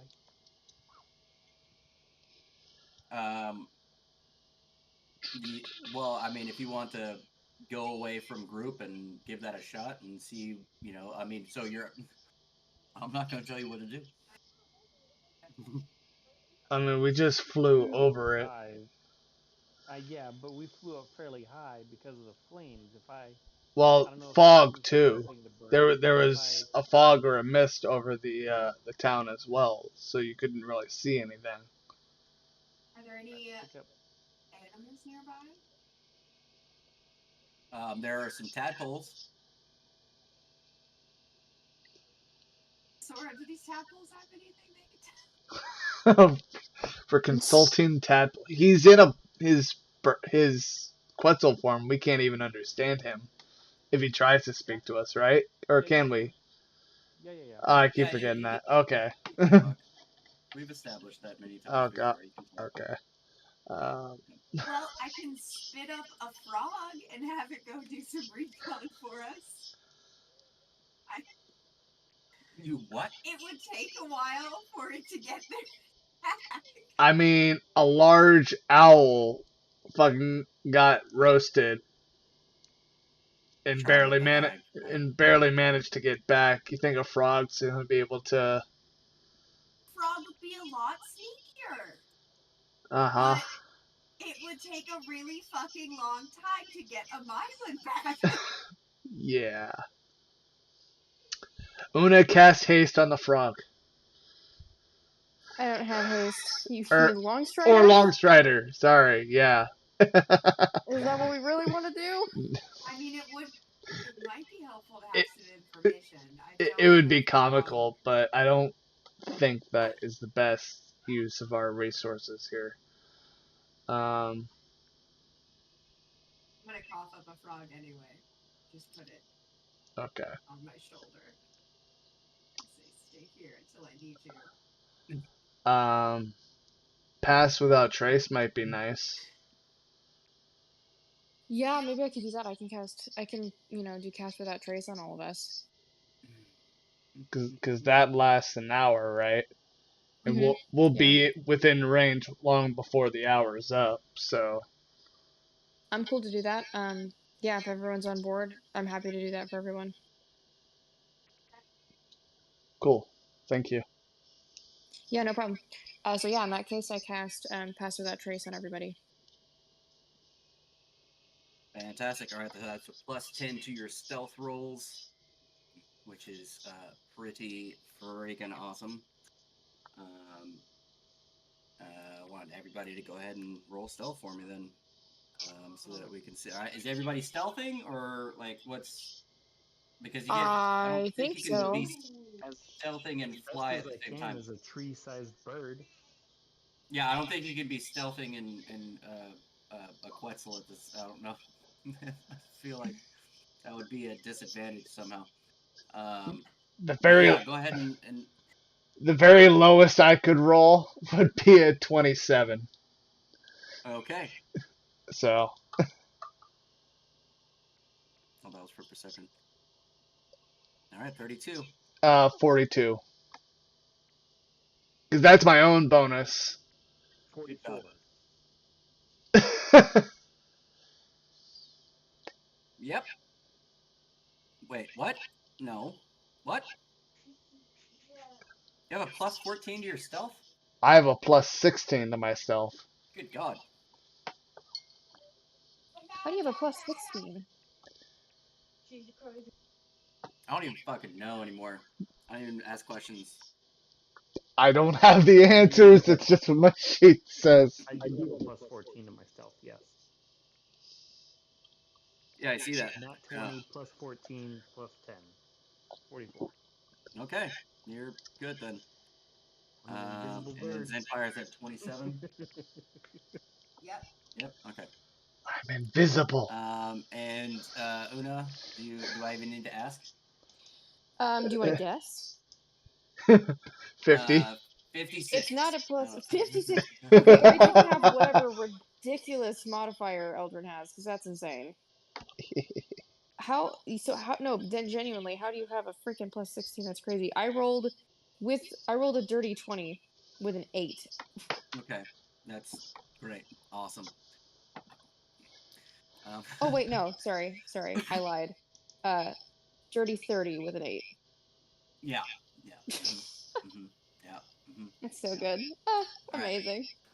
So as you are making your way through the swamp, stealthed as you may be,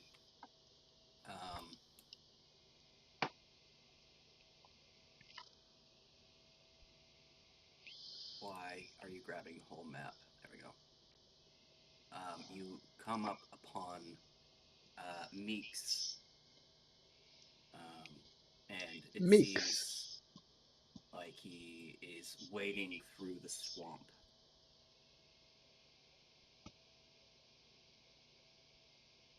I see.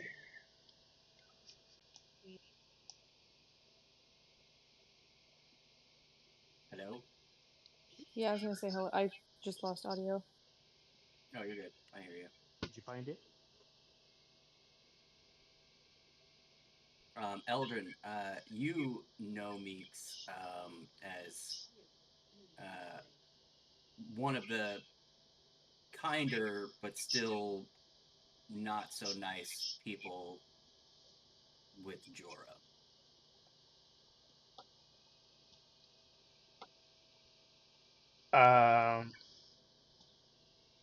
I'm going to.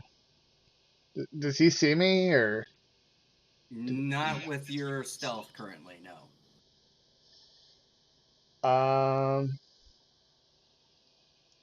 You Can't. see that Meeks has a summoned elemental that also seems to be wading through the swamp. Okay.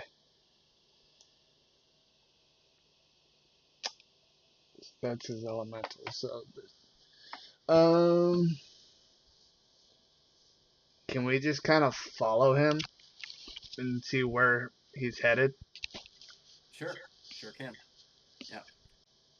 If you would like to move your pieces a little bit closer, you see as you track him, he goes behind some trees, and he arrives at a camp with 3 other individuals who all seem to be sitting around a very small pot of boiling water.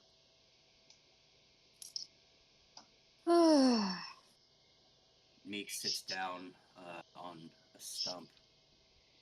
You see Meeks being like an autumn or fall type Eladrin who seems very kind of, in touch with nature. You find Kala, who's standing there with her spring and seems to be, very much bringing kind of like a lifelike energy, wearing long robes, disgusted by the swamp at her feet. You see Bress, the winter type Eladrin, who is just burly as can be, wielding a two-sided, two-handed battle axe. And Lieutenant Jorah, the summer Eladrin, sitting back on the stump. You see Jorah addressing Meeks, saying, "Anything?" Meeks seems to be, "No, I didn't find anything at all. If he's here, he's hiding." And Brez sort of chimes in, "Well, all we've got to do is just knock it out, right? I mean, it's not that big of a deal." We've just gotta find it to knock it out, is all, Meeks. And that's your thing. You're the one who's supposed to find stuff. Jorah's like, Bress, please, calm yourself. We'll find what we came here for, and we will have our way home. What would you guys like to do at this point? Or what are you guys doing as they're conversating, I should say? Did Eldrin tell us, like,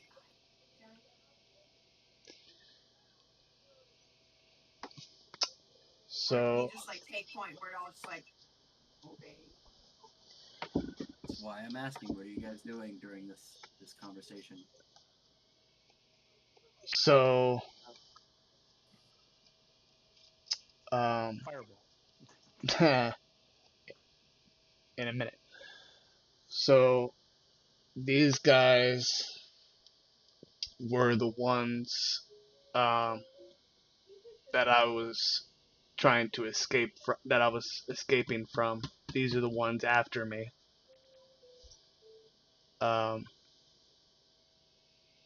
They are very strong. The lieutenant was only the second strongest one in my training group after myself. And he only surrounded himself with those who showed promise. So if we're going to do anything, we need to be smart about it.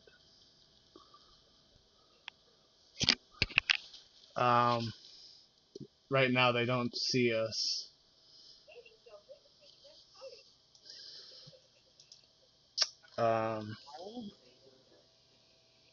What? I rolled a 44 on my stealth check, right? So, like, can I just, like, alien versus predator, like, snatch one of these guys up and, like, take flight? That'd be And pretty cool. then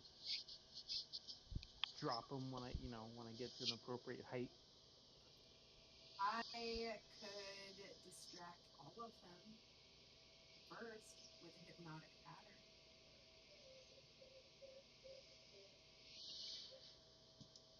And then if any of them aren't, hypnotized, that would be the first one you'd want to go for.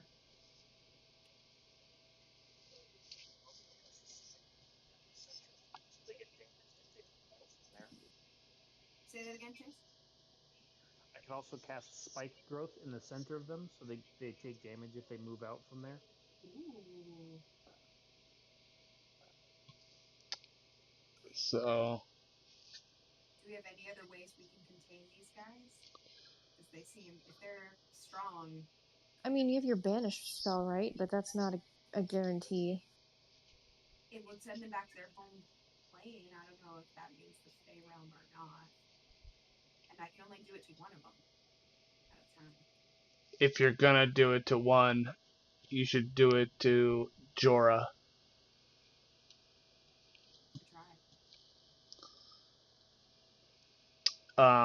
If you want to lead with that, and then we can follow up the attack on the remainder.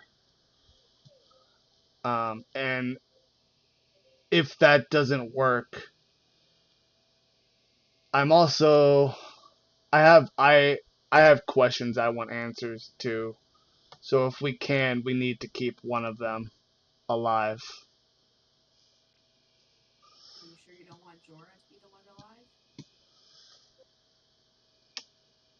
alive? I would prefer him, but he is very formidable. Keeping him alive is a huge risk.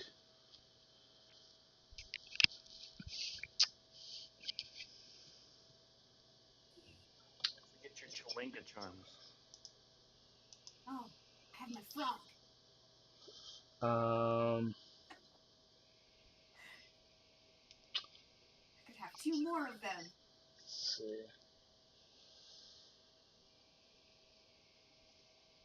Well, I still think I should distract all of them first. I can do a hypnotic pattern and make all of those guys, well, as long as they don't. Anyway, most of them hopefully would be distracted for up to a minute. Yeah. Okay. Chew so quietly. Hmm? Said I'm trying to chew so quietly because we're using the same microphone. Yeah. Why don't you try and distract them, and we'll try and take out the other 4 and restrain Jorah. I think that should be our main goal. Should we surround them before we start this? Yeah, we should not be grouped up as we are. That would be Yeah. a mistake. Yeah. I'm out of the swarm. that No, because you should still pick one up and drop it from really high. yeah. Oh. I can't cast it from the swarm if I remember correctly because I'm a moon druid.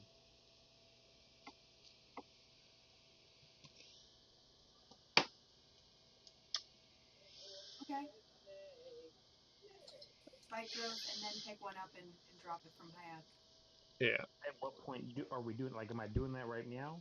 Casting it? No, we need to get in position. I'm gonna go off to the left, and you guys should spread yourselves out accordingly so that we're not all grouped up. Okay. I'll take the northeast. And I'm gonna mention to Nessora, Leaf might actually come in handy for restraining Jorah. So when you can, you should be ready to do so. Going to very sneakily come over here. Let me just see. Nessora, where do you want to be placed?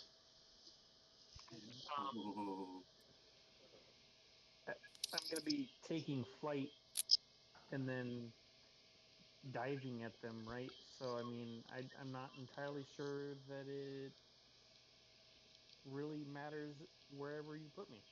That's one. Would you prefer the right side or the left side? Right. Okay. I'm probably you don't want me to target the main guy, right? So probably if he's the one on the left, Jorah is this one. Oh, okay. Then put me on the left side. All right. So there. So it's at this point you hear Jorah stand up, and you see him kind of look out of the corner of his eye. He rolled a nat 20. Oh shit. Come out. Come out. Can I cast hypnotic pattern now, or do we have to roll for initiative? Surprise attack. Gonna say, is it smashing time? And Jorah is just gonna kind of look at him and go, yeah. Roll for initiative.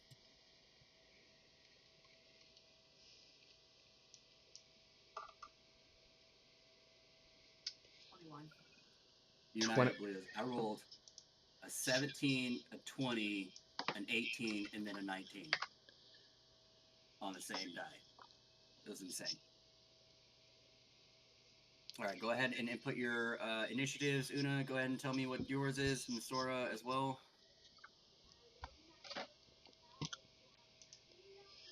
2 for Nessora.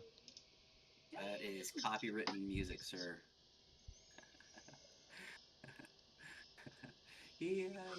Uh-oh. Anyway, Una? It's not. It's open source. I'm making a joke. Una?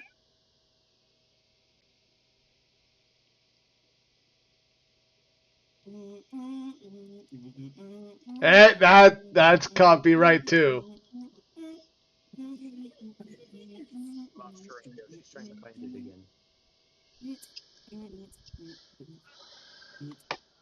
God. Boom, boom. Right. Who said what now? Katie. She might be away from the Mom, keyboard. Mummy, Mum, Mum, Mummy, Mum, Mum, Mummy, Mum. Hi.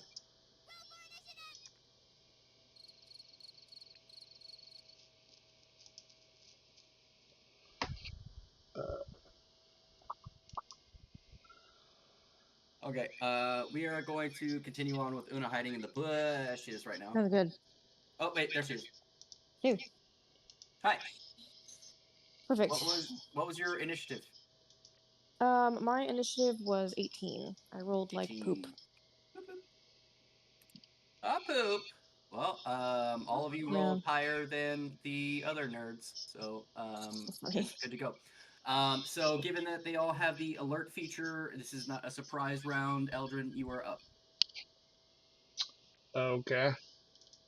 Fireball. Let's see. I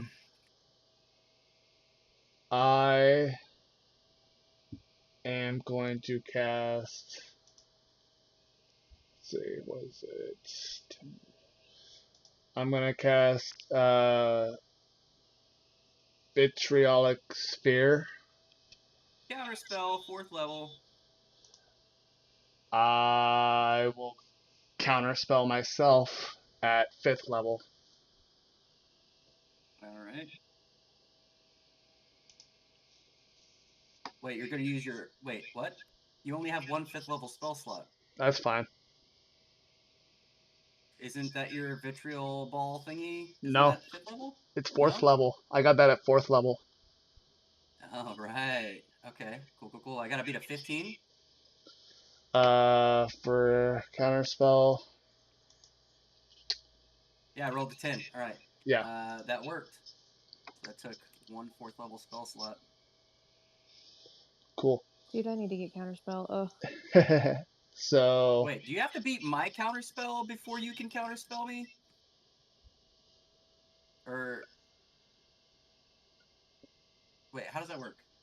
I counterspell his counterspell to their So you have to roll to see if you can counterspell my spell, but then how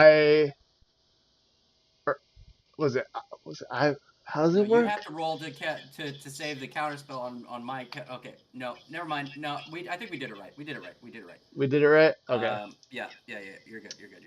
Okay. So Alright, so go ahead and do your thing. 20-foot radius sphere. Each creature must make a dexterity saving throw of where is it? Of 15. Dexterity of 15. Those who fail take 10d4.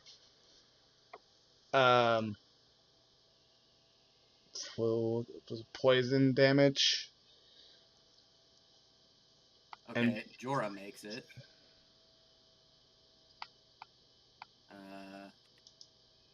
What's this? Rolling for Meeks. Meeks fails. Rolling for Kala. Kala fails. Rolling for Brez. Brez makes it. okay, so those who failed take 22 damage, and they're gonna take an additional 5d4 on their next turn at the end of their next turn. Those who succeeded take 11 damage. Okay, so that was shit. It was one than the other. So it was Jorah made it, and then Kala made it. I think those were the two. Not 100% positive, but I'm pretty sure those. Nope. It wasn't. It was sorry. It was Brez. Okay, so Jorah and Brez only take 11. Why does that keep happening?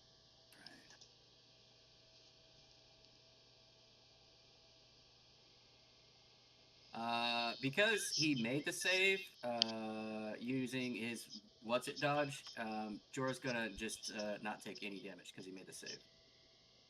Okay. It's the same rogue ability that you've got, but Fair enough. Bress is going to go down there.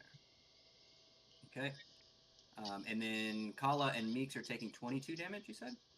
Yes, if they failed, they take 22, and then on their end of their next turn, they take an additional 5d4. Is that only the people who failed? Only take those that? who failed take the additional damage. So let's mark the. Let's just use the hexed mark to say that these two are going to be the ones that take the extra damage next round. Okay. Okay.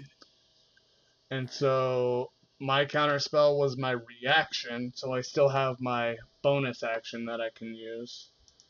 Mm-hmm. So I'm going to use some of my sorcery points here. And I'm going to cast Fireball at 4th level. Another dexterity of 15 for everybody. Damn, you really don't like these guys. 15. Brutal, man. Yeah, Jorah's going to counterspell 4th level. Bro. Fuck you. Dude, counterspell's Oh, wait, one of those he's things. already that used you- his counter. He's already used his reaction. Sorry. Yeah. Was I was gonna say- he's got more than a reaction? No worries. No worries.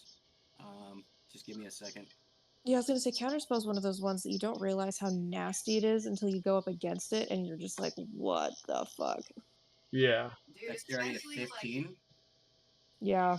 Yeah, Yeah. 15. So Jorah rolled a natural 19. Okay. Jesus. Meeks rolls dexterity 15. That's a 14, so Meeks misses. Kala rolled a natural 18. And Perez rolled a 17, so the only one to fail it was Meeks. So Meeks is going to take 31, and the other two are going to take 15. Nice that they take damage. Yep.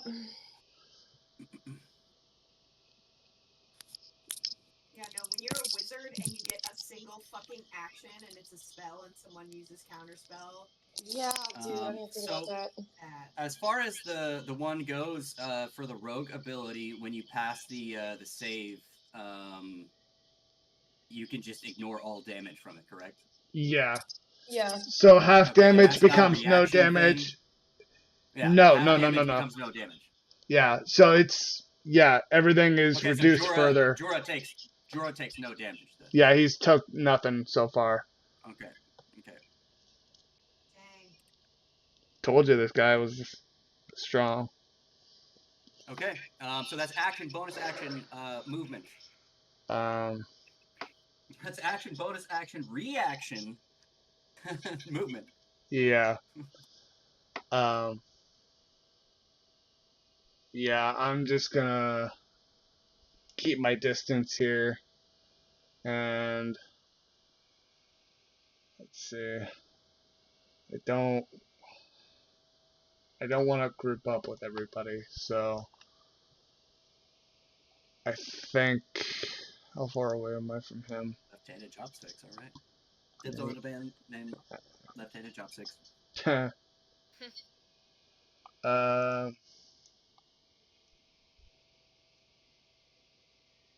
So I'm just gonna move down here real quick. And that's my turn.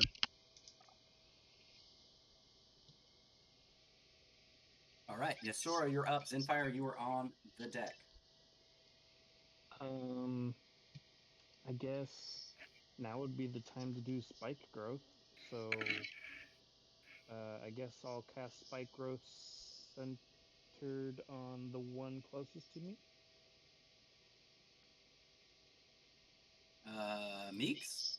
Okay. No, sorry, the other one. That one. Yeah. No. The elemental.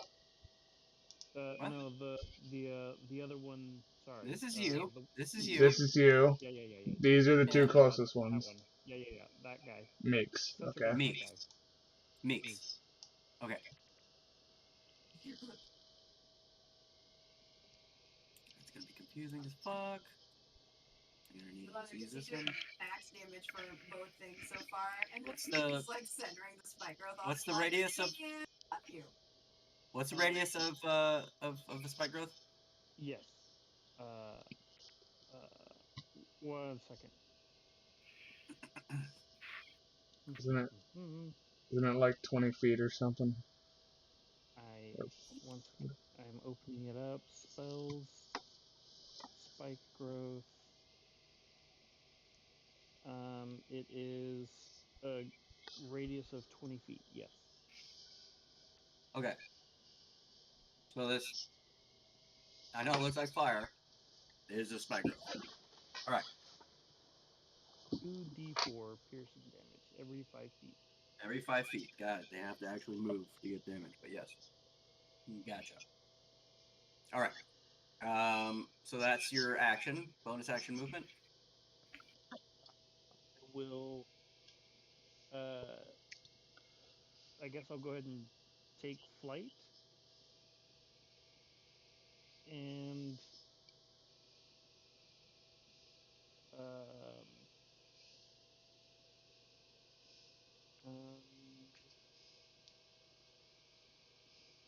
I'll just be probably like something like 60 feet up, straight up above. Who's the guy in the back behind Meeks, but not the BBGG? The name's Allah? weird. Like, there you go. Yeah, I'll probably be like 60 feet right above him. Shit, man, what's your movement speed as a Quetzal? It's gotta be massive. I don't have the stats up right now. Oh. I just assume 60 feet.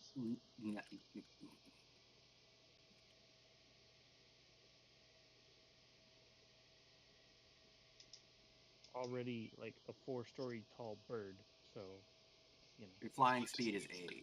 Yeah. Okay, yeah. So you went up 60 feet, and now you've got 20 left. Hold till right there for now. Okay, so just up 60 feet. No, he said he centered over the other guy, so he went kind of. What other guy? Centered over the guy behind Meeks. This guy? Yeah, I'm sorry. him. Are you dashing? I didn't hear you mention that you were dashing. If that's what you're gonna do for your bonus action is dash, then yes, we can put you right there. Yeah, I'll dash then. That's Okay.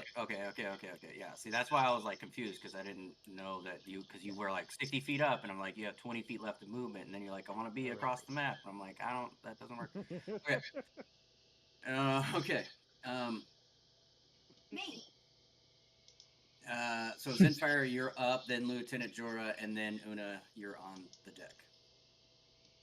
Go sit.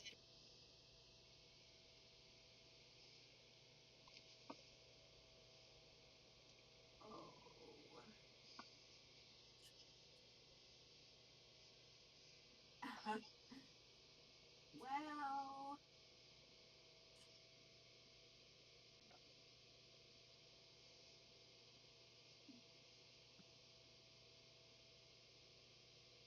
Okay.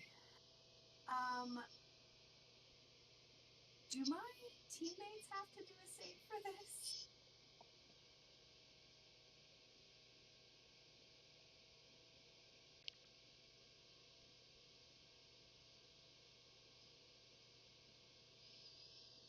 Anybody who's in the area?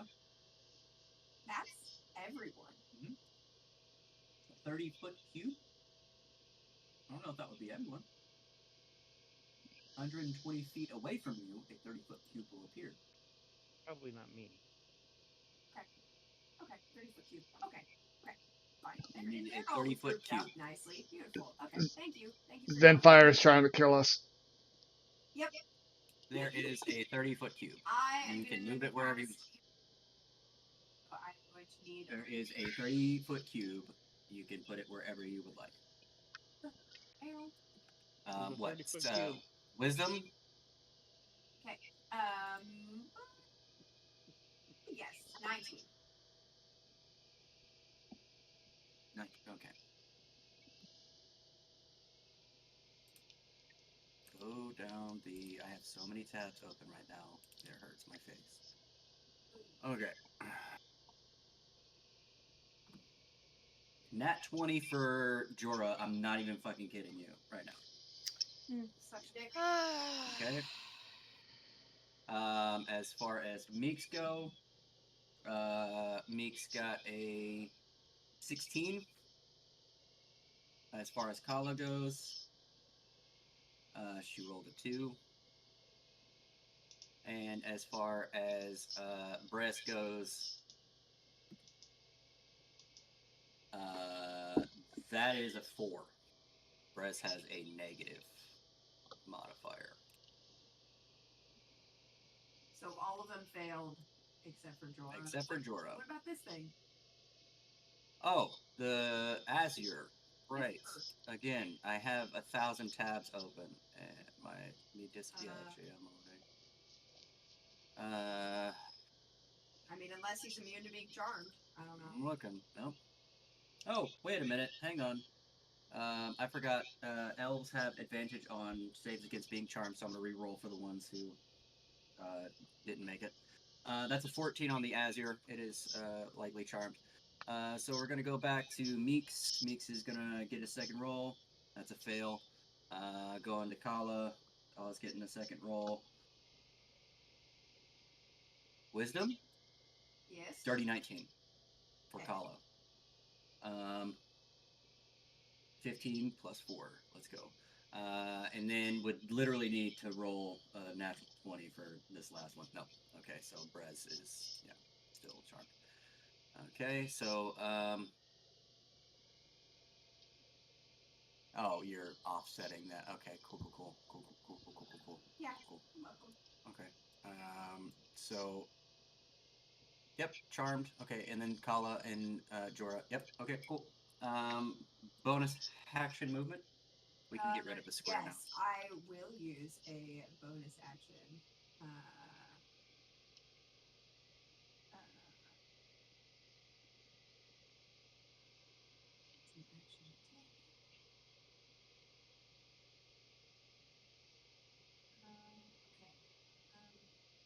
Cool. I will use a bardic inspiration and send it to Una. Actually, Thank you. Because you are up next in our lineup.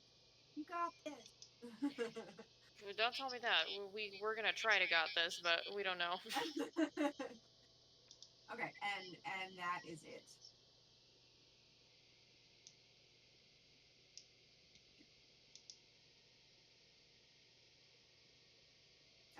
All right. I'm gonna need Zenfire to make a dexterity saving throw of 15.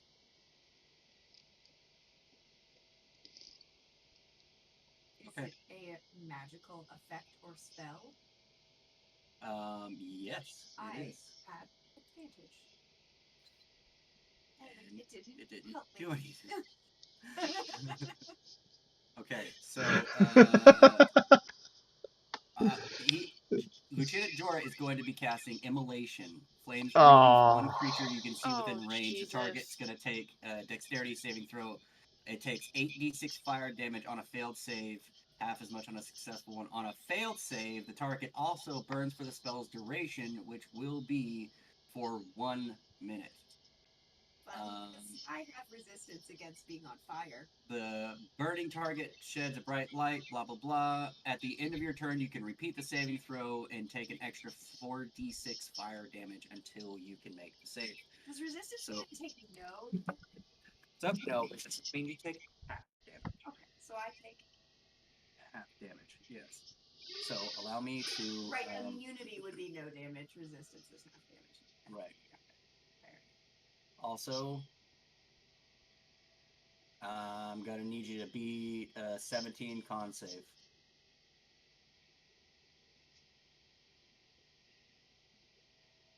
You break concentration on your hypnotic pattern. They're no longer hypnotized.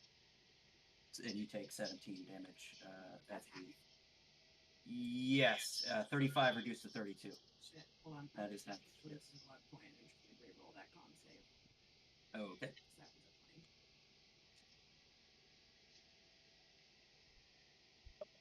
Fuck you, man. Okay.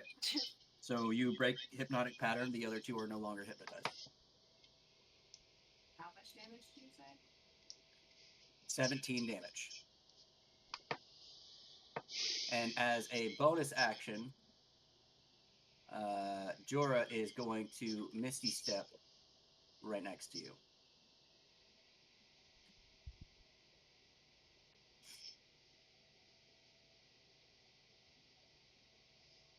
Okie dokie. Is going to use his movement to move around the back right here, flanking around behind you. And Una, you are up, and then it'll be Brez, Meeks, Kala, and then back to top around.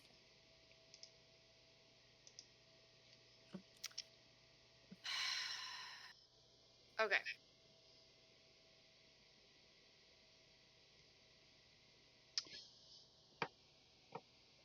That was full damage. Close to. Close to full damage on that one. So I could theoretically.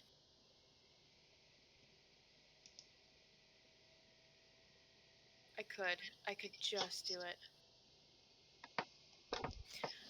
Okay, as a bonus action, I'm going to use a 3rd level spell slot and cast a Shardalon's Stride on myself. Let me see. It's a concentration spell. My speed increases by 20 feet. Moving doesn't provoke opportunity attacks. And let me see. Yeah. So now my feet are on fire. I basically have rockets on my feet, and I'm going to get my ass over there. And I'm going to not step within 5 feet of Zenfire. So what was the route I said I was going to do? Like up here and then go up that way. Yeah. So I'm going to skirt around Zenfire like this. So I'm right next to this asshole. And he's flanked. Now he's flanked. He also takes 1d6 fire damage from my feet because he's standing too close to me while I'm on fire. Okay. Nice. Do you want me to roll damage for that, or do you want to do it? Yes, please. Okay. Okay, so he takes 5 fire damage.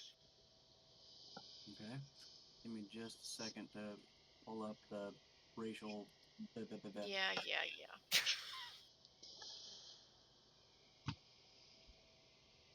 Yep, 5 damage. Cool. Works Okay. for me.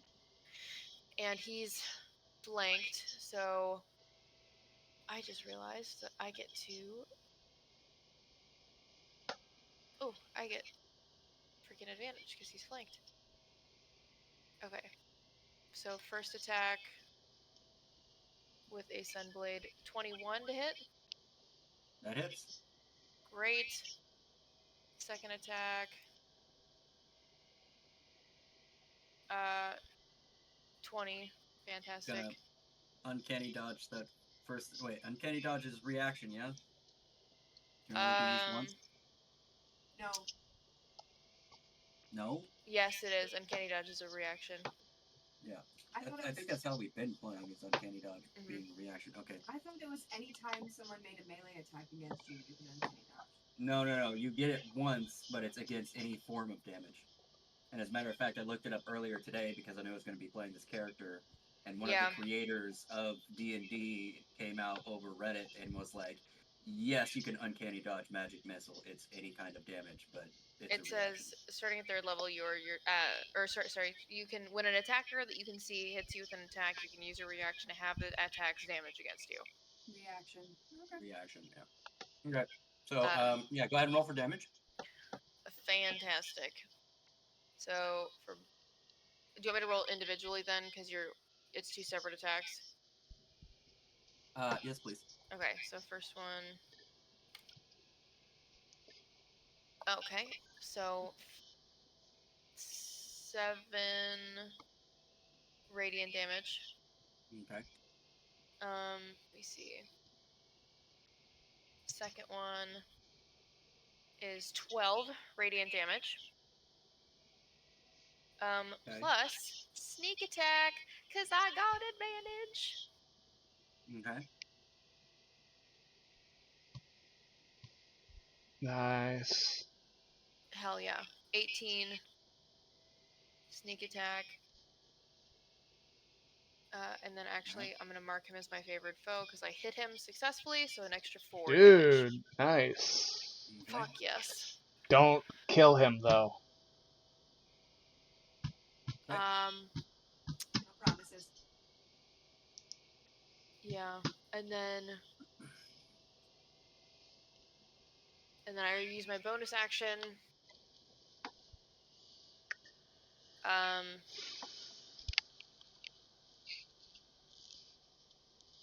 Oh, great. Don't mind my prop. Don't mind my prop. Don't mind my prop. Okay.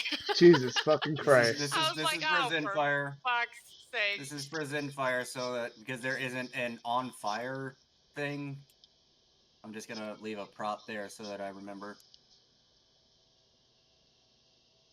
Okay. So that's your action, bonus action, triple action, extra action, murder face action. Murder face movement? action. Yeah. Is that everything? I think so. I don't have a reaction right now. Okay. Did we use a bonus action to attack at all? Because I felt like that was a lot. No, I have multi-attack. Okay. I attack twice every time I can take the attack action. All So we right, got 2 attacks, yeah. Yeah, George is gonna turn back and be like, do you want to join my army? Jesus. All right, so that is. Lit her feet on fire and went, "Fuck off, my cleric! Get out of here!" That's your full movement, everything. Yeah, I used all of my movement to get there. Okay. So that's the end of your turn. It is now Bress's turn. Bress being right there. Bress is going to Misty Step to here. Bitch. Oops, hello. Didn't mean to move that. Already did. And it's gonna go 5, 10, 15 right there. And you see Jorah, Kala, Nessora, Meeks, and even the Elemental all go, no, no, no, no, no, and they all duck down as Bress goes, yes, rage, and you're gonna have to give me a second because a swirl of wild magic begins to surround he's Bress's a wild chest. magic barbarian. And Oh god give me damn it. Give me just a second. Where is my? Do I have the DM? Ooh, Matthew's been wanting to play with one of these. Oh yeah! Oh yeah! Okay, can I sidebar for 2 seconds and talk about what happened when I did a wild magic sorcerer in Baldur's Gate? Give me just 1 second. So that is a what? Nope, that's not. Okay, so that's. Okay, I'm gonna just roll this on D&D Beyond. That was my bad.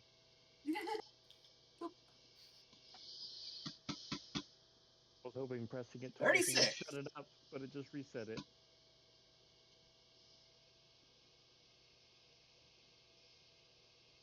Oh shit.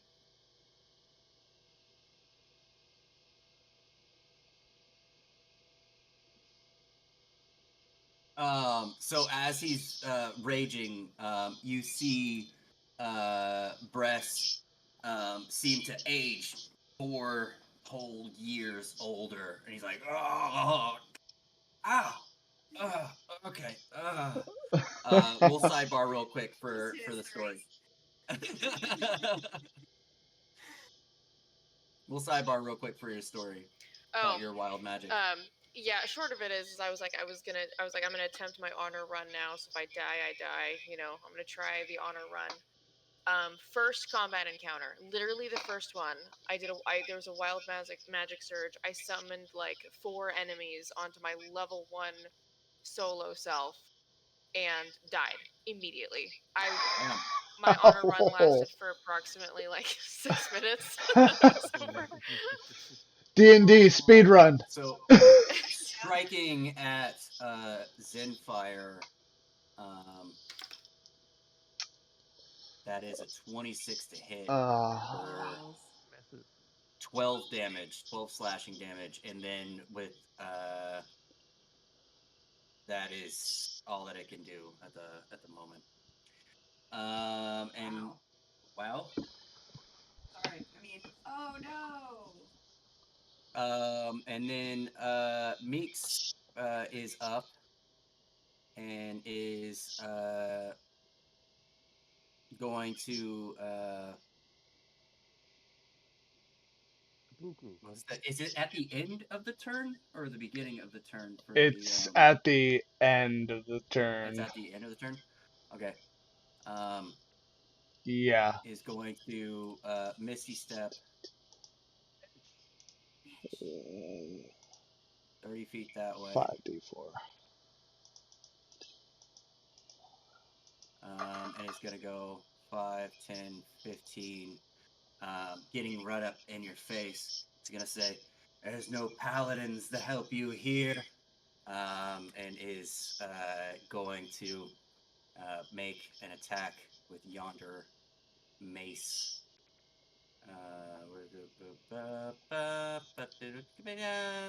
Sorry. Really? No. Not really. 19 to hit? Ah, that hits.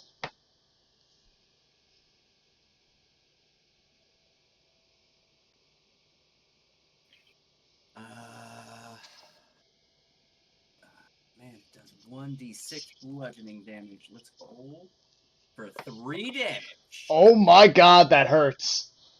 Yeah, to the face. Bruh, to the face. How dare you? Yeah, and is bonus action going to cast Healing Hands on himself. So let's see here. Where's the Healing Hands at? Good God. Huh? Oh, no, wait, sorry. Cure Wounds, so it's 2d8 plus 3. Okay. 6, 10, 13 for 13 damage. You know what's great about that is he takes 13 damage from the. Okay, perfect. Yeah, then I won't even worry about editing the HP. And now it is the Azur's turn, who is going to take 2d4 damage piercing from the thing and is now out of the fire. Or the spike growth fire thing.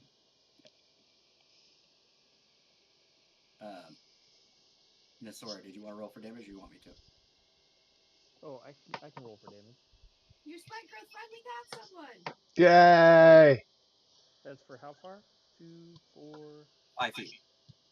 5 feet? Oh. Yeah, the Azur moved from here to here. The only one who's not an Eladrin and can teleport out of said spike growth. Yeah, 7 damage. Oh, man. Nice. Wow. Good job, guy. Okay. Don't call me guy, friend. All right. Sorry. And now it is Kala's turn, who is going to, again, Misty Step. Oops, 30 feet that way. Dude. No point in picking them up if they can just fucking Misty Step. And is going to cast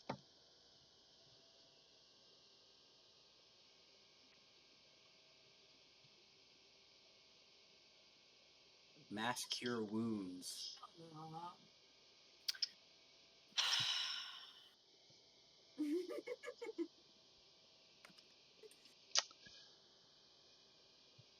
I'm guessing I'm not included in 6. those. Nope. 12. 19 plus the spellcasting ability modifier, which is 4. So 23 heals to all. Give you just a second to edit.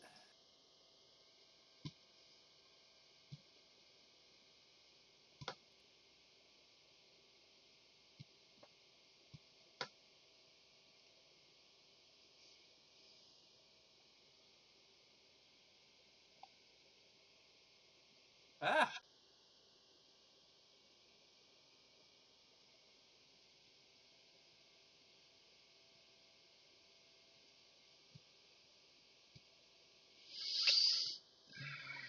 And as a bonus action,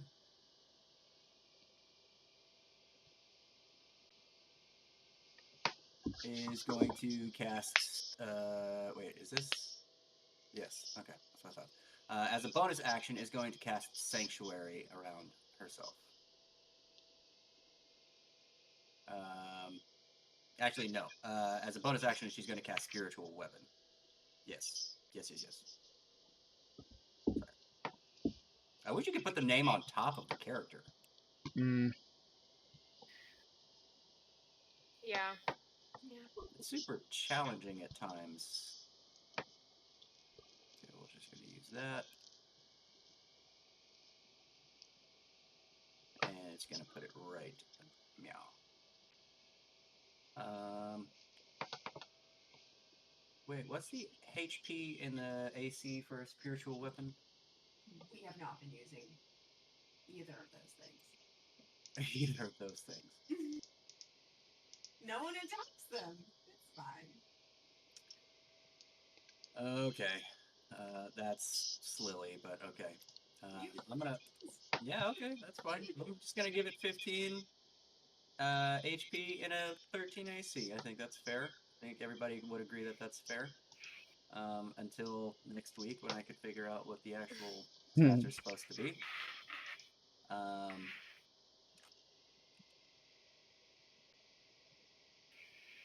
Okay. That ending Kala's turn, before we get to the top of the round, the ground begins to rumble a little bit, and it seems like the trees, the water, the leaves and branches sticking up out of the water, and even the critters around themselves all harmoniously come together to vibrate and make a cohesive noise, and you all begin to hear, "Leave this place. You are not welcome here." During this time, a cloud of fog appears right here. This cloud is obstructed. Una, you can, see the sort of exterior silhouettes of things through the fog, but it is it's pretty obstructing for everyone else. It would be hard to see through, effectively rendering anyone within the realm of that area blind. I'm gonna ask real quick, does anybody, would everybody like to do one more round, or should we call it here? Because it is 11:13 at the moment, and we were shooting for 11:30, so what would you guys like to do? I'm good to keep going. Yeah. Okay. So Eldrin, you are up then, and Okay. Nessora, you are on deck. Okay. Let me just check something here. Good. Okay, so I'm just gonna move up. Let's see. I don't have line of Kind of do, but nah. I'm gonna give him his opportunity attack, and I'm gonna step away from Meeks. Okay. All right. So just so you know, all of these guys have taken Warcaster. So give me just a second to see what this guy's gonna cast at you here.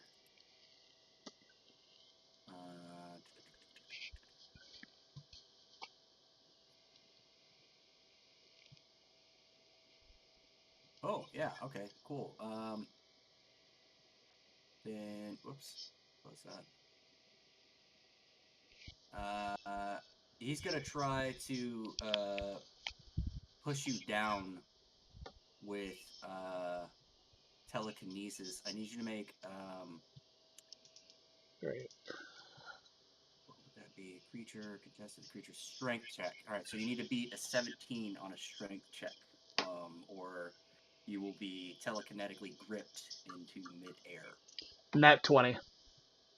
Okay, perfect. All right, so he tried to respond by doing that. Let me make sure that I note that I have used that. That was Meeks. Okay, cool. All right, as you were. All right.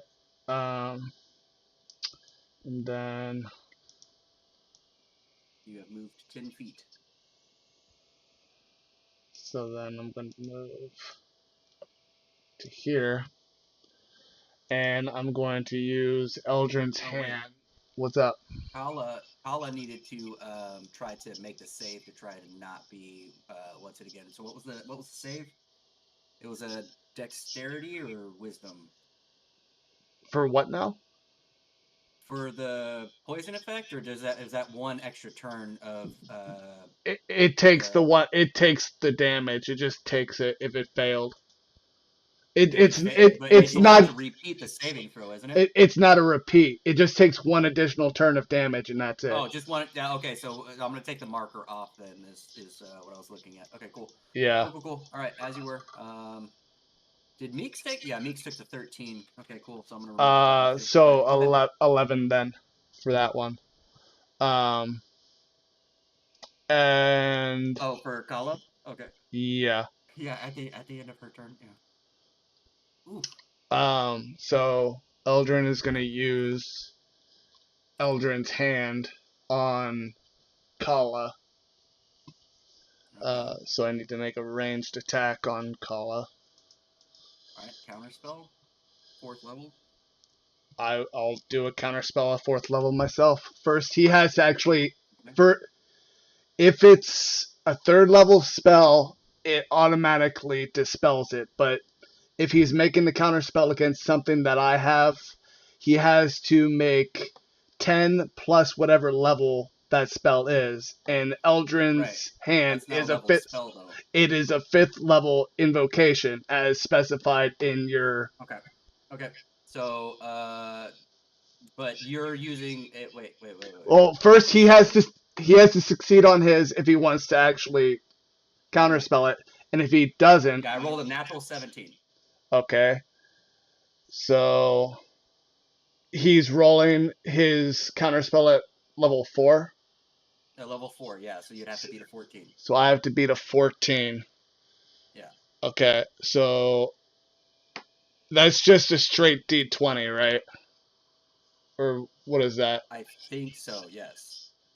Okay. I don't know what Well, we can look at the counter spell real quick and see if there's a modifier involved. Than a queer D20. Straight D20. It just says the DC equals 10 plus the spell's level.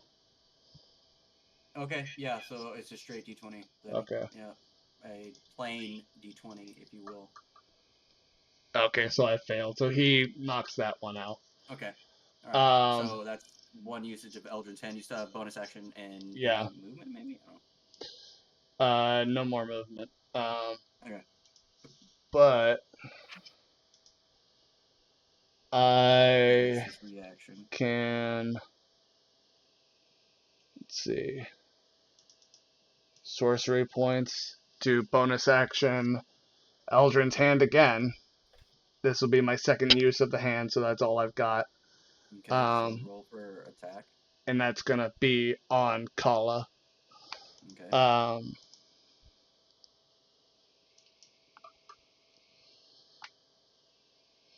So just misses. 21 actually, because you're forgetting the vial, because it gives me +3. Remember? Oh, okay. Yeah, then that hit. Go ahead and roll for demolish.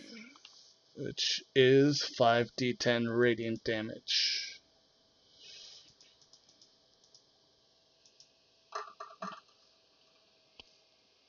So 26 damage. And then an additional 1d10 for the next 4 turns.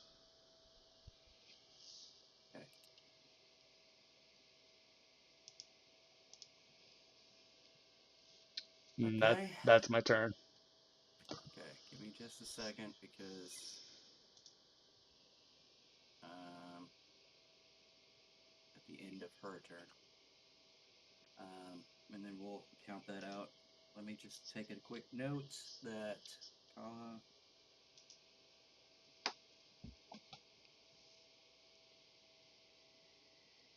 okay. Nessora, you're up. Zenfire, you're on deck. Yes.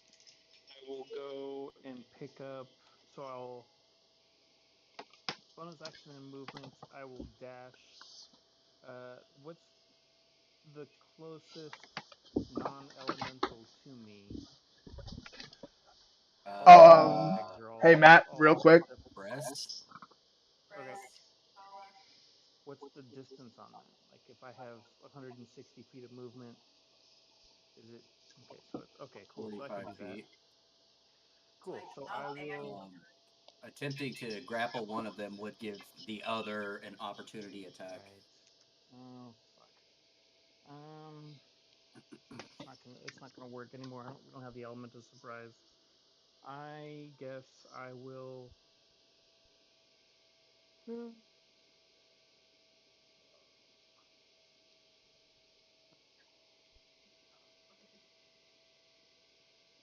Yeah, that other I one's will. not much farther when you wouldn't get an opportunity attack. Let the man think. Don't metagame. John's trying to hold himself back from metagaming right now, I can tell. Grab the elemental because that'll burn me. I don't know. Yeah, I guess. Okay, so that's Eldrin. That's. I can't read that one.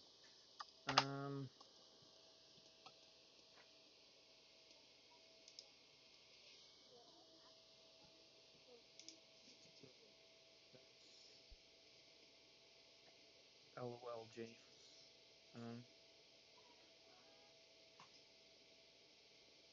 Yeah, fuck it. I guess I'll drop down just outside the ring, but closer to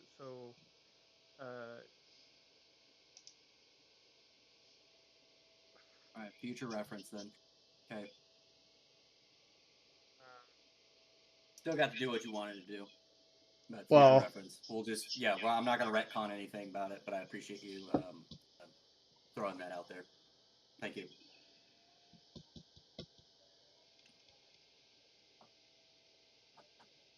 And just outside my ring of spike growth, but closer on the side that's closer to the group of people. And then I'll change back into my normal form.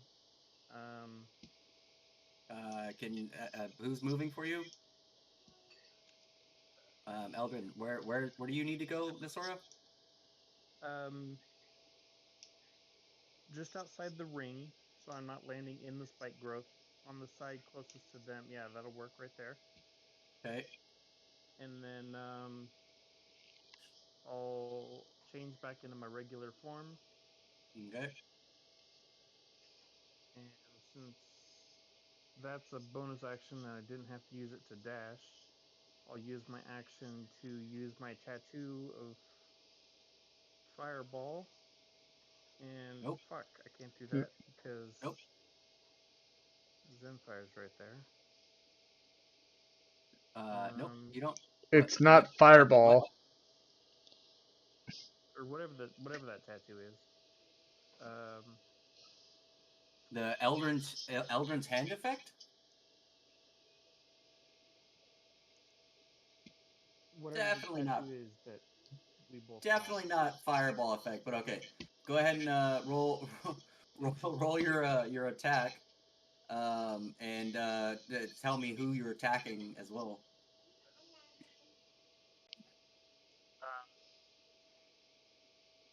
Shooting the nearest bad guy with my pistol. With a pistol, a singular pistol. Well, you can use the Eldrin's hand effect. Okay. All right. You shoot your pistol. Either target, that's a miss.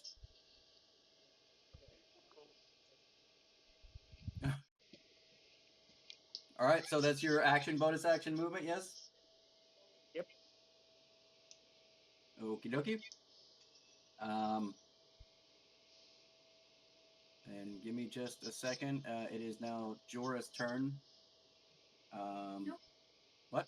It is Oh, it's Zenfire's turn. Sorry. Yeah.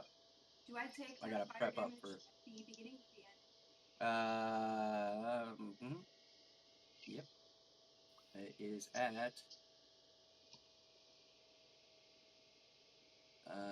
at the end of your turn. You can repeat the saving throw or take 4d6 fire damage on a failed save. Okay.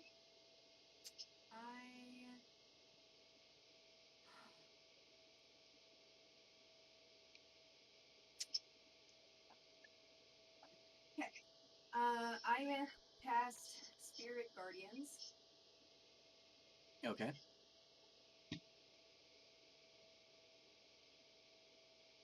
15 feet. Okay. Oh, sorry. Yep, you need a prop for that. Okay. Okay.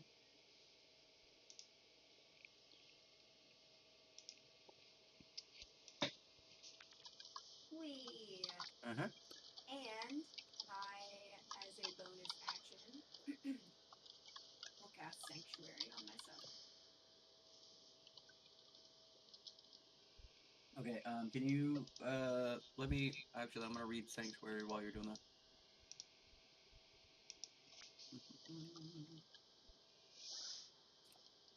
And is that your whole turn? I think I have to make my saving throw, yes? Oh, yeah, you do. You certainly do. What is it?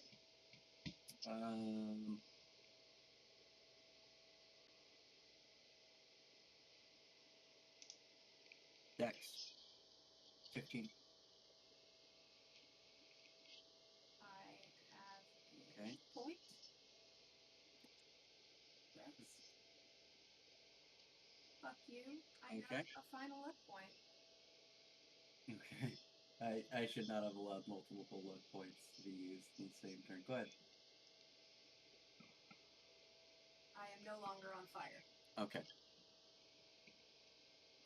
I don't know that you're allowed vanilla to utilize multiple luck points in the same turn. You guys just sit here and like luck point. Like, well, I could have used I could use an inspiration instead. No, that makes you that's feel better. I mean, it is what it is. I'm just saying. You know? Tomato.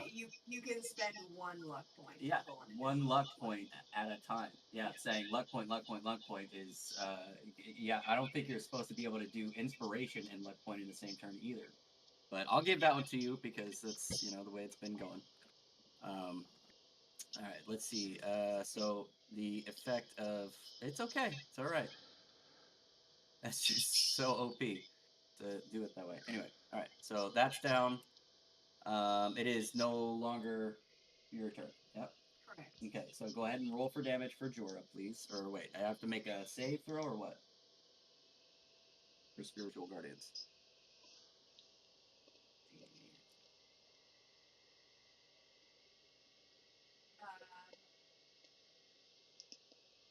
See. Starts its turn in the thing. It must make a wisdom saving throw of 20. must make a Wisdom saving throw of 20. Yeah. Of 20.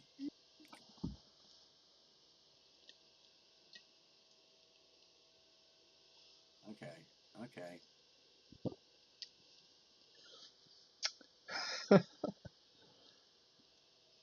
I want to play a freaking Cleric Bard next time. Jesus.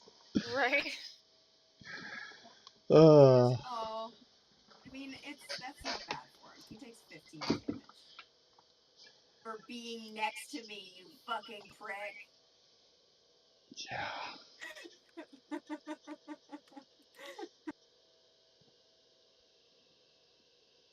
You know. Depends. Is he gonna swing at me? Are you done? I might not be. I can't wait to rewatch this. Yeah. Sorry, I know you're sensitive to that word. I'm sorry. What? What? When someone uses the term prick. Yeah, you fucking prick. Oh yeah, it's my father-in-law's endearing term for me. Oh, Fucking prick. nice. Yeah. Oh, that's charming. Yeah. So yeah, he's gonna attack once with his dagger. At me? Yeah, you with advantage. Negative. I'm in sanctuary. Okay. Negative. So I just have to roll a what to pass that? Well, it's a wisdom saving throw of 20.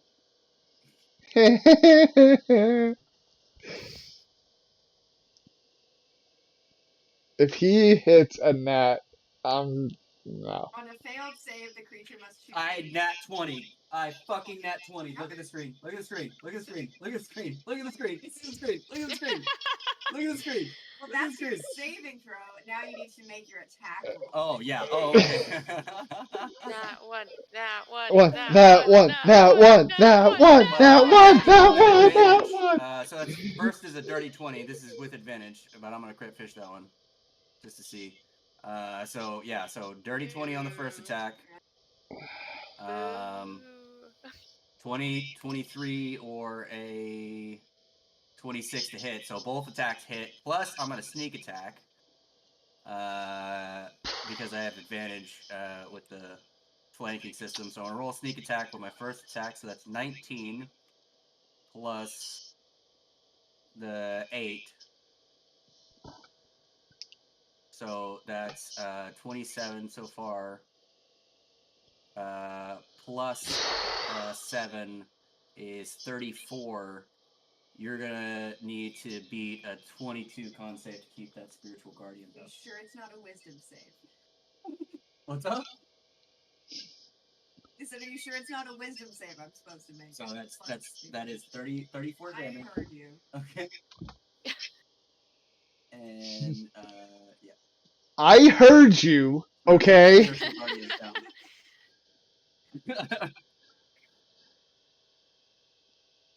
Didn't I tell you guys? Didn't I tell you that you would be fighting a formidable foe tonight?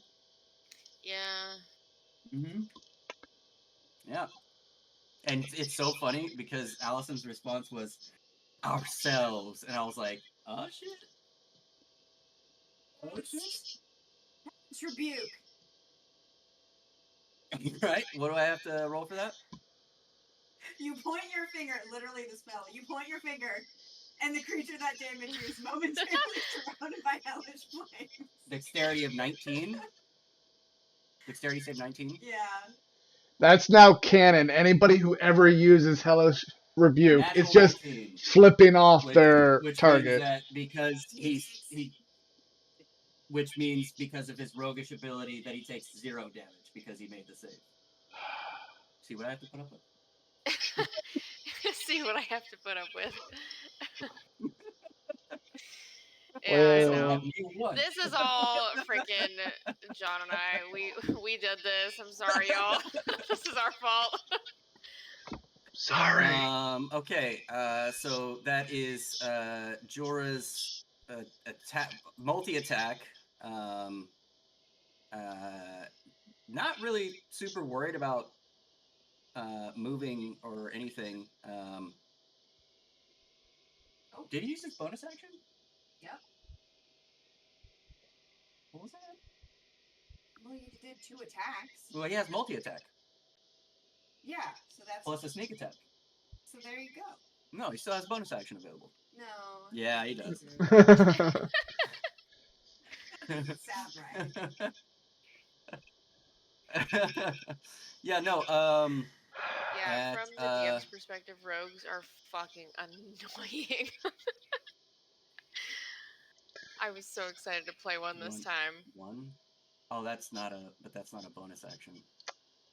Don't paladins also do that? They get to attack like 3 times. Paladins, fighters get like every attack. Oh no, wait a minute, hang on. Where the fuck are we, homie? Alright. So we're gonna, so at this point you see Jorah say, "I'm just here to play a game with you, Eldrin!"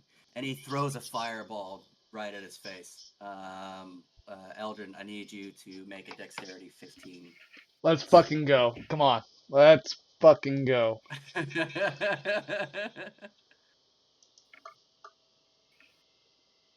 17. Evasion. Right. Does nothing. Right. It's not all you got, Jorah! Let's go. That's what I'm talking about. Una, it is your turn. I need to. Where the freak are the on D&D Beyond? Where are the sorcery point things that so I can mark those off? Features and traits. Actions. They're either going to be in your spell list or in limited use. Oh, I got them. Okay, yeah. Yeah, they are in features and traits. Yep. Yeah. And that too. Confirm. All right, cool. All right, Una, you are up. Yep. I think I will... Oh, I am still in Sanctuary, though. Come at me, bro. What's up? Who do we want to get rid of first? Yes, you are still in Sanctuary, yes. He just passed the wisdom. Kala. Right. She's their healer, right? Yes. Around me so Okay. that we remember a prop. Yes, I need to put, I'm gonna put a blue prop around, no, I'm gonna put a white prop around you, because that's the one we've been using for, like, holy stuff and whatnot. Thank you. Yep, thank you for reminding me of that, because otherwise I might have forgotten that you were in Sanctuary. Thank you. Alright, Una, sorry, back to you. No, you're good. Okay, first of all, Jorah is gonna take a d6 fire damage for being, for standing close to me. Okay. Let me roll that real quick. I didn't realize you could change the dice color. So That's cool. 5 again. Okay. And then I'm going to scoot around this way. Okay. And stand And your boots do not allow you to take attacks of opportunity, so go ahead. Yep. So that means that whatever this thing was, the Kala's sword, I think, takes the spiritual weapon. Spiritual weapon takes fire damage. That was a 4 for that one. Okay. Kala is gonna take 6 fire damage, and Bress is gonna take 5. Very nice. Okay, great. And then while I'm here, I'm going to attack Kala, who is flanked. Oh god. Oh wait, can I do this? Oh wait, no, that's not what I want. Where did it go? Hello, where's the d20, please? Okay. So, okay, first attack. Ooh, let's go. 25 to hit. That hits. Second attack. Ooh, look at that. 28 to hit. Let's go. I'm so excited. Nice. Okay. Good shit. Okay. First one. Oh, actually. Okay, she's not a rogue, so I can just roll both at the same time. Oops. So, 13 plus. So, 25 radiant damage. And then sneak attack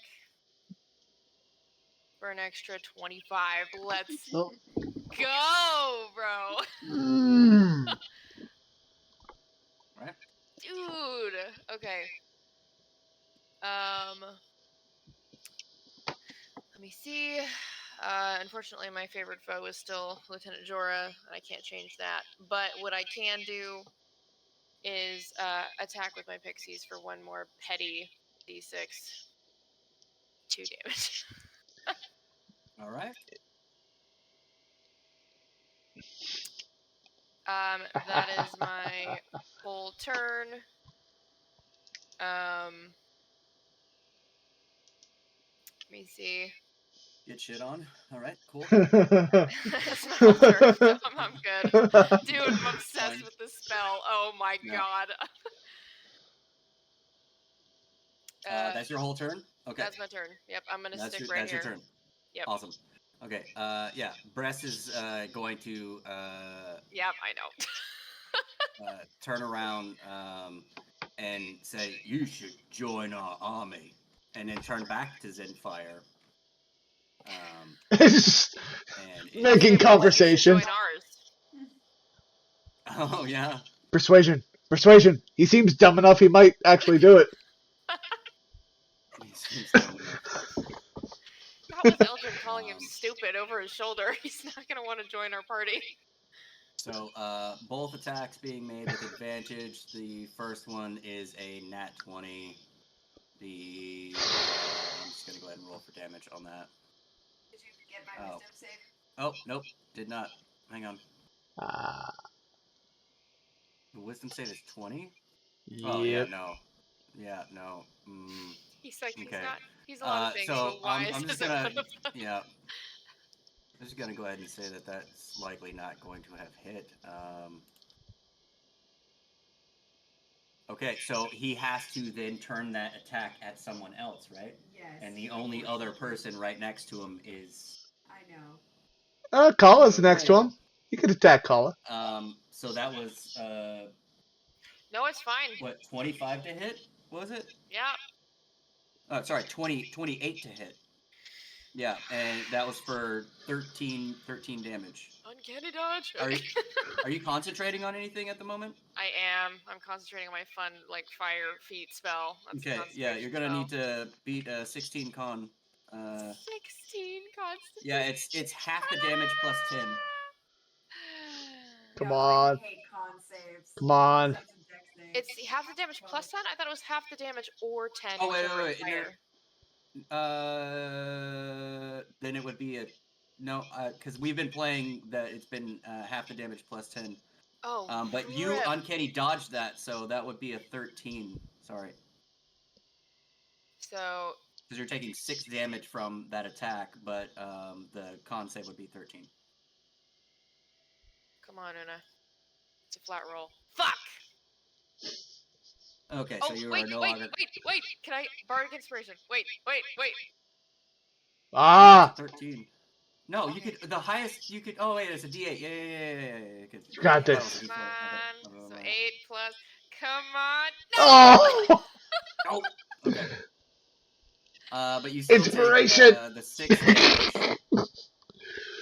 And that's 1... Yep, that's 6. And then is going to make his second attack whilst raging, which is the reckless attack against the Una, which will be for... You've got to be kidding me. All right, a nat 1. I thought that was a nat 20 for a second. I was about to shit a brick. Okay, so for a nat 1, you see him spiral around, slicing at where a man's head would normally sit, but given you're a little girl, he spirals around and falls down prone, going, "Oh, what in that is?" Which moves him to about, like, right here, which, yeah, I would say you were kind of straddling the square, so I'm going to just move you right there.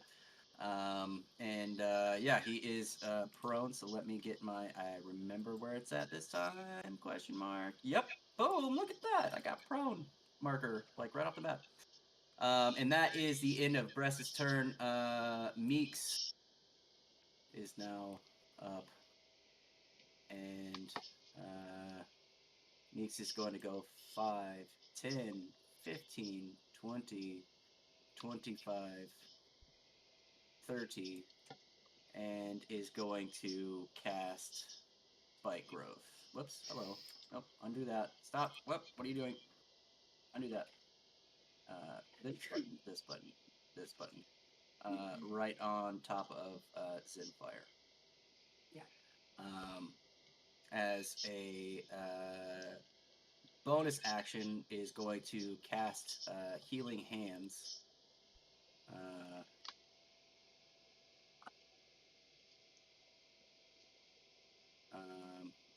Whoops. Hello.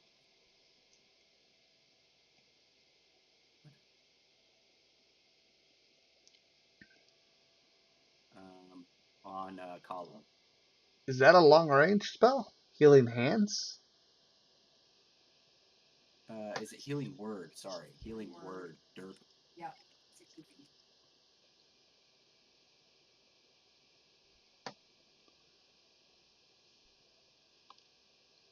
For all of 6 points of health. Super useful, wasn't it? Yep, Worth super.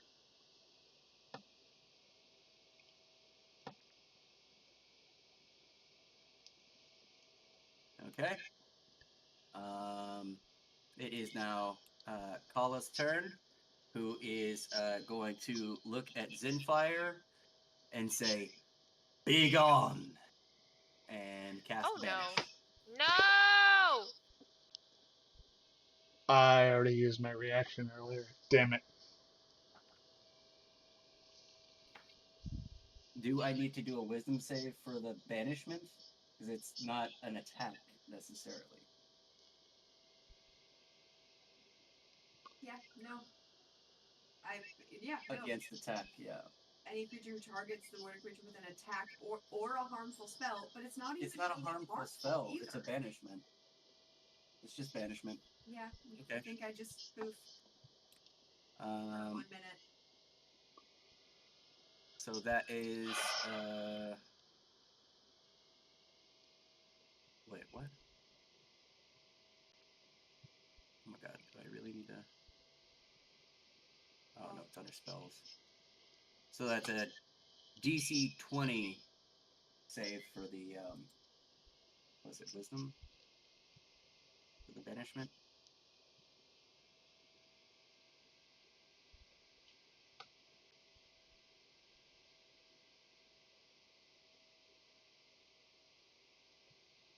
That's why they have a search bar. I don't have the banish spell. What's up? I don't have banish. He does. I know, but you're looking on my character. Yeah, right. I don't know why it was. I don't know why it was.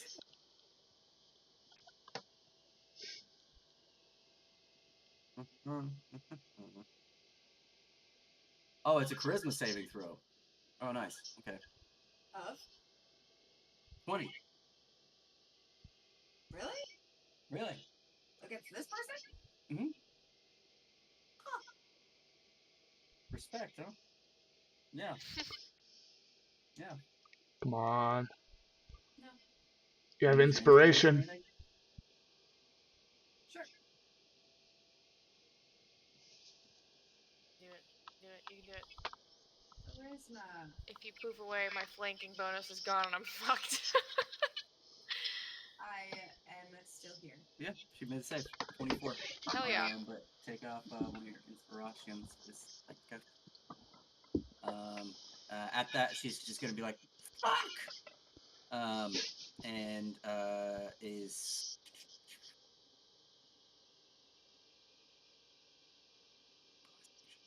Where are my bonus actions? Where are my bonus actions at?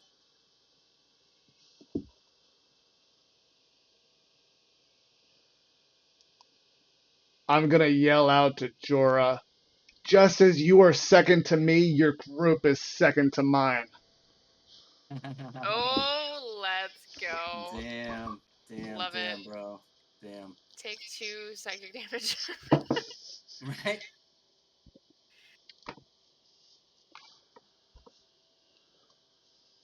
You have Sanctuary. I fucking know you do. Why can't I find it in your... Aha.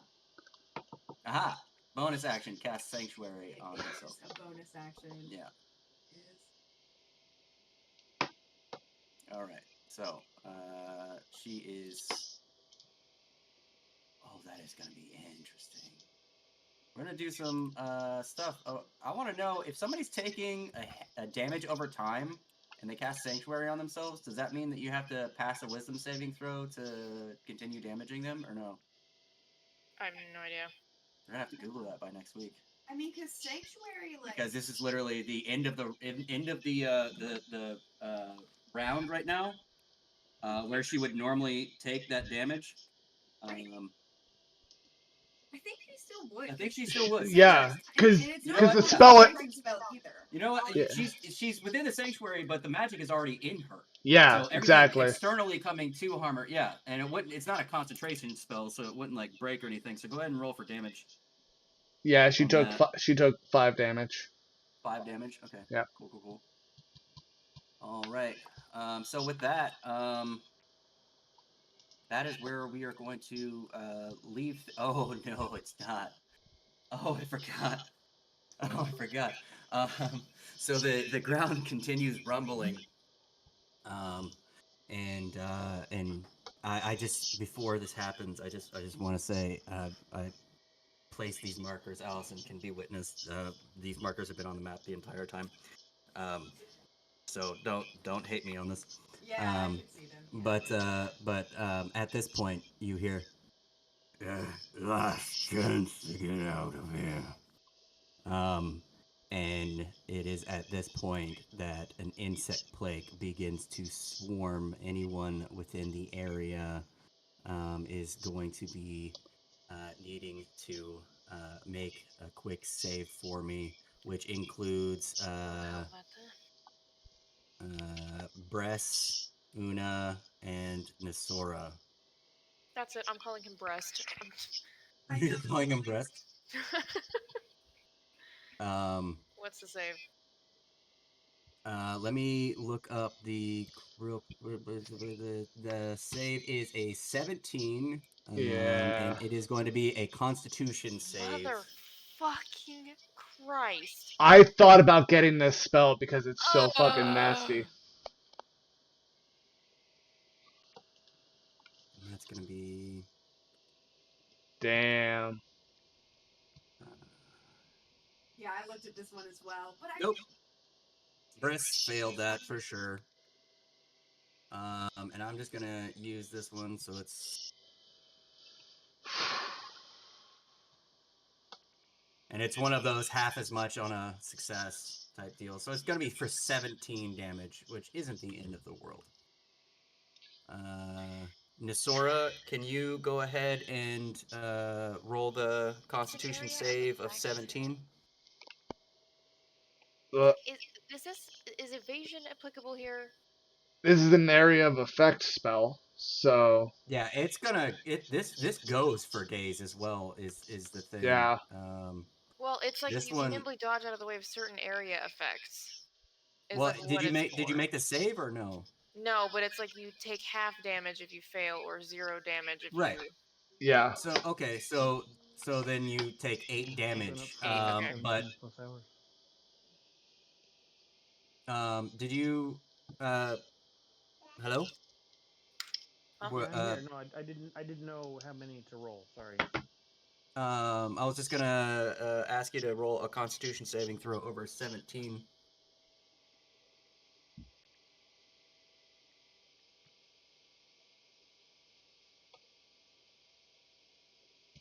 Okay. So yeah, you take 17 piercing damage. Let me just real quick apply that to. So that's 81 for this guy. You're at 112 right now? Yep. Okay. And then I'll have you roll like an 18 on the con save for keeping your spike growth going.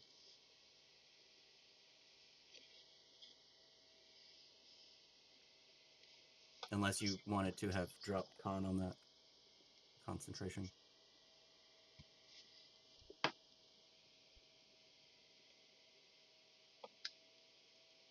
We'll take care of it next week. Alrighty.